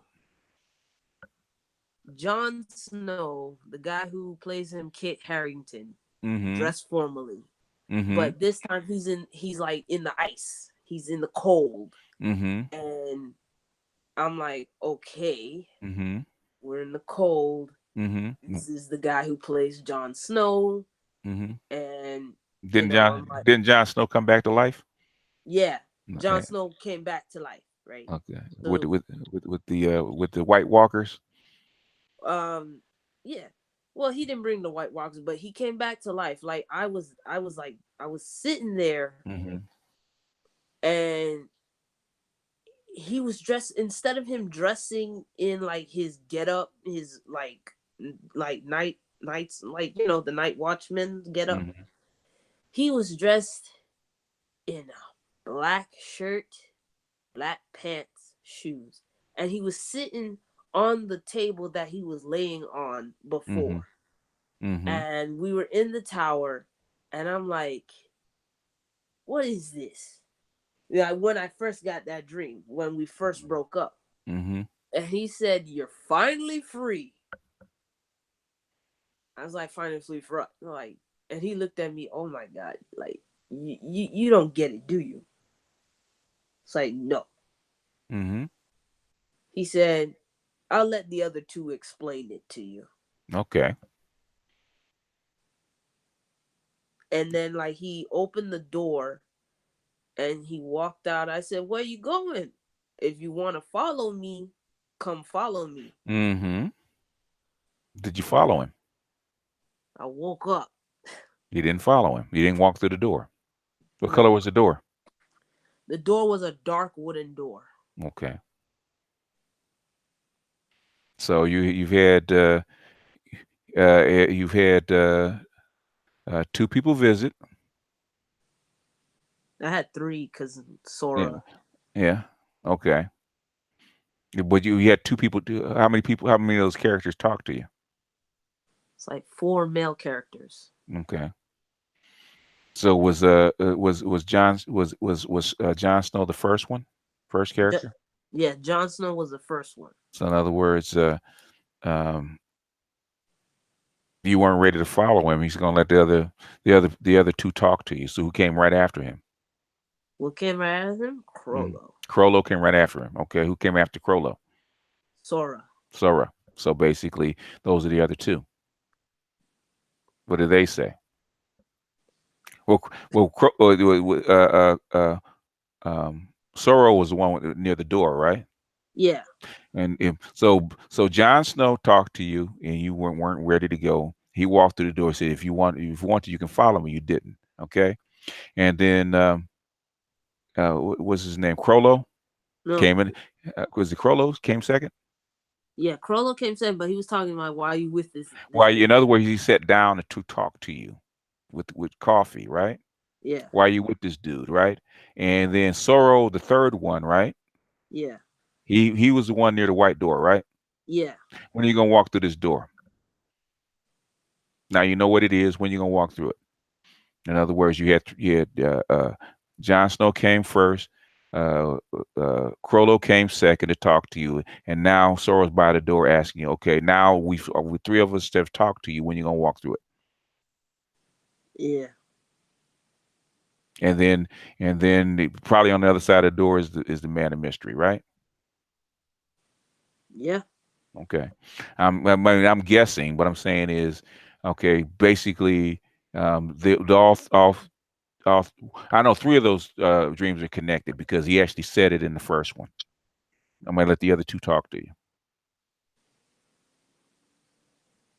He walked Yeah. through a door. If you want to do this now and cut through the chase, come through with it now. But you woke up because you weren't ready to walk through the door.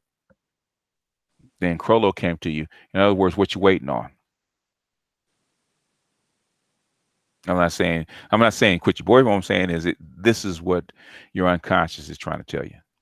And then the third one, third one, he actually comes back. The third guy actually comes back and represents you the door. Remember the Charles Dickens' The Christmas Carol, Yeah. where you had three ghosts. Uh, you had the ghost that actually visited. Marley came first and says, "Okay, I'm setting it up for these ghosts to actually come visit you." Yeah. And so basically, he now you could have you could have turned from it then. Like Scrooge could have turned from it right then with Marley, but he had to have all three visit him because he's hard headed. Okay, you had to. Basically, you could have walked through the door the first time, but you didn't want to because you're hard headed. So now you had to have somebody talk to you like, "What the fuck's up?" And now Yeah. then you have the character, which is Sorrow, which is a hero, right? Yeah. He's a hero. He might be the opposite of Crollo, right? Yeah. Yeah. And he represents the door to whatever, and doors represent a choice. You can either walk through it or not. Yeah. So whatever that door represents, but only you know. So that's what that. So basically, that's all three of those dreams are connected. Maybe the fourth, but I'm not sure about the fourth. But all three of those dreams are connected. Now, there's a choice you got to make that you haven't been making, and that's what it means. So you should know, if the three dreams are there presenting you the same choice, and you don't, it could be why you with him or whatever it is. I'm not exactly sure, but what the choice is. But you have to think on it because that's what it sounds like. Hmm. Yeah. I know where these dreams going. All right. I got you. You got me? Okay. All right. Okay. Everybody. Hey, play that song again, cats. I don't know. You guys can chime in. What do you guys think? So you're saying that it's like basically you have to make a choice, right? Hmm. And that's the major gist of it all, Yeah. or what? It's It sounds like you don't want your boyfriend. It sounds like you want this other dude, to be honest with you. Or a different time, yeah, or a different kind of dude, yeah. Yeah. mm, That's what it sounds like. I mean, it's just Hmm. me. Yeah.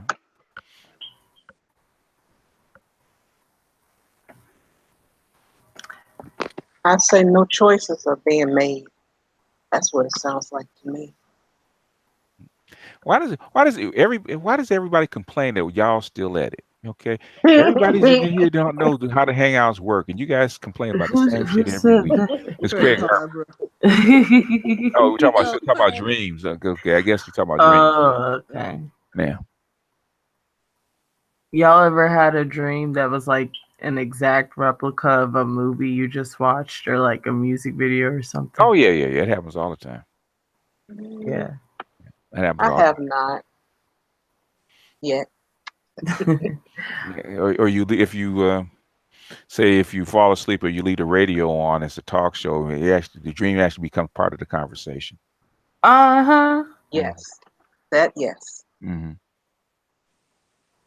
Like I said, So I used to watch music videos all the time and fall asleep listening to MTV. And then like early in the morning I'd be dreaming of like Mm-hmm. Christina Aguilera or Beyonce or something. Mm-hmm. yeah. Oh, Q Wilson says you want a puppy. It's a cute Wilson. Yeah, yeah, Q, only Q would come up with something goofy like that. Or basically take a picture with puppy ears and a puppy nose. Q. Mm. Funny. So I got a question, BGS, Okay. for you. Can Mm-hmm. you actually go back and redream the dream? Uh, depending on how good you are at what do you call Man, it? Active dreaming. Yeah, you can. You can actually have a dream again. If it's important enough, it'll come. It'll come again if it's important enough. I've I've tried. finished one up a few times. uh, Yeah. I tried to remember a dream, but it just Yeah. wouldn't come back. Is that good, huh? uh, Hmm. I dreamt No, you only get one shot at those. I dreamt of all my three favorite prime male characters. Hmm. All I like them both. I like all three of them. Hmm. Yeah, but those are guides. Those are not the. They represent guides. Yeah. Yeah, those aren't the images that you're actually supposed to be with. The thing is, they're trying to get you to walk through the door. So Yeah. those are guides. That's your subconscious trying to guide you. Yeah. So you wouldn't listen to the first one, so they send you something a little different, and then they'll send you the last one. But basically, the dark end is supposed to give you a swift kick in the ass, be blunt, and then to come back because you didn't get the carrot, so they're gonna get the stick, and then they're gonna actually offer you the carrot again. Yeah. Well, when I opened the door, Sora smiled at me. He said, "You Mm. finally did it." I was like, Oh, okay. Okay, well, whatever that means. As the Kwabi asks you, do you find your dreams getting more bizarre as you get older? Actually, they were more bizarre when I was younger. They're more um, because they're not even bizarre anymore because I kind of understand them. You know, I always ask when I wake up, and say, "What is it?" My dreams or my guide. I'll dream something, and it'll be something has something to do, but right before I freaking wake up, the very last thing, it'll shoot me an image, and that's what it's trying to tell me. And then I have to connect it with the rest of the dream. But the thing is, it's trying to give me that last shout before I wake up. And whatever it shouted, okay, that's that's what it was trying to tell me. So I've gotten pretty good at it. And right before how you is just before you feel yourself lifting up out of your dream, and you just getting ready to wake up, and boom, it'll like that last little image, boom, okay, that's what I'm trying to tell you. And then I have to connect it with the rest of the dream. That's the way mine works. That's the way my guide works. "Yeah, But I started to understand it more. It's not bizarre, but the thing is, it's not even. Um, when I was younger, I was used to dream about experiences and situations and stuff like that. Now I dream more in just in images, you know, and they're not all necessarily connected. And that's funny." when that shit come true, it's really eerie. It's really eerie when that shit comes true. When it's really trying to tell you something, I'm getting more sensitive to it, which is bizarre. Sometimes I don't even want to hear it. I'd rather just find out. When I was little, I used Yeah. to dream of like Yeah. shooting stars and dragons. Yeah. Well, if you had shouted out a little earlier, Quad B, you could actually come on and actually talk. Yeah, that would have been interesting. Hmm. Yeah. And said, Mhm. okay, I have had something of a strained relationship with my father. How he seems to appear in my dreams a lot. Okay, unresolved issues, boss. Is he Unresolved. still alive? I don't think he is. unresolved issues. Okay, in other words, your Yeah. subconscious can't talk to them anymore. So we basically, your subconscious is actually talking to what you remember as your father, your inner father, um, to actually resolve it. So basically, write it down and keep calling for the dream to come back. Oh, he Oh, is. he is. Okay, that's a real unresolved issue. Then you need to talk to your father because it's unresolved. Mhm. Yeah, pick it up and talk to him and be, hell, man, you're my age. You're damn near grandfather yourself. So talk to him I like a am your man. I am Talk, your father, Quad B. I yeah. think. Quad, I am your father. I forgive you. No, it's not. It's not even about forgiveness. It's about understanding. Hmm. Because Okay. because you've been a father, you've been a wife. You had a wife, you had a family, you've been a father. So now you can actually understand. You have to understand where he's coming from. And thing is, don't judge. You know, because a lot of stuff I had against my father coming up until I really got in a relationship with some crazy chicks. It's like, it ain't always you. It ain't always you. I said, there's a reason. I said, there's a reason you guys been married some, 58 years, the reason y'all been married 58 years. Okay. It ain't all him. It Yeah. ain't all him. It said, she said she's the other half of the party. And that's one thing about black women, black people, but black women especially. Um, they black women really do not like talking about their past. They really do not, especially if they come from humble beginnings. They really don't like talking about their past and a lot of things that they did in their youth to actually form the relationship that they're in are actually hidden. So you don't, as a kid, you don't understand it because it don't make sense.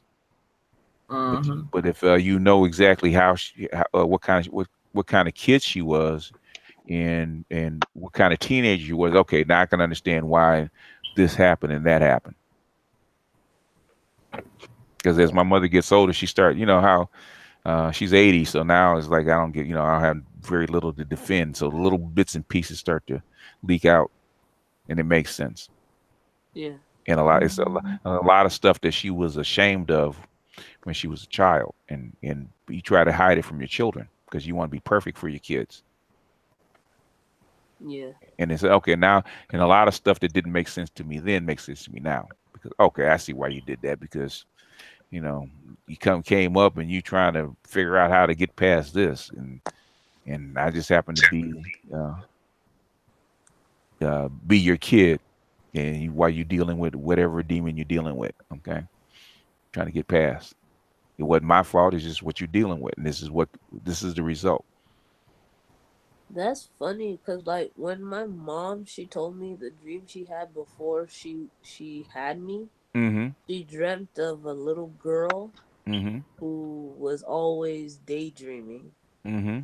And she's like, "Why are you daydreaming so much?" Because I love to see the stars and skies and Mm-hmm. travel to the moon and back. Mm-hmm. Well, I mean, is this before she had you or before you were conceived? Before what I conceived, before she even thought about me, like before I even existed, she had this dream a long time ago. Oh, okay. So Yeah. when I came around Mm-hmm. and she saw the type of child I was, she's like, Mm-hmm. "Oh, this one's special." Okay. Yeah. Yeah. That's well, she wanted it, so that's what she got. Yeah. Now, look at my grandson. It's like I said. It's like looking at me when I was the same age. If my mother said, "Oh yeah, that's you," it's the male version. Yes, that's you. Oh yeah, you did the same thing because he was potty trained. He was talking and walking at like 11 months old, and my mother used to say I was the same way. Okay. Yeah. She said like sometimes the women in our family will see the kid before they enter or like have an Mm-hmm. archetype of what it is. Mm-hmm. Yeah, that's your energy. You had to imbue energy to that child. So yeah,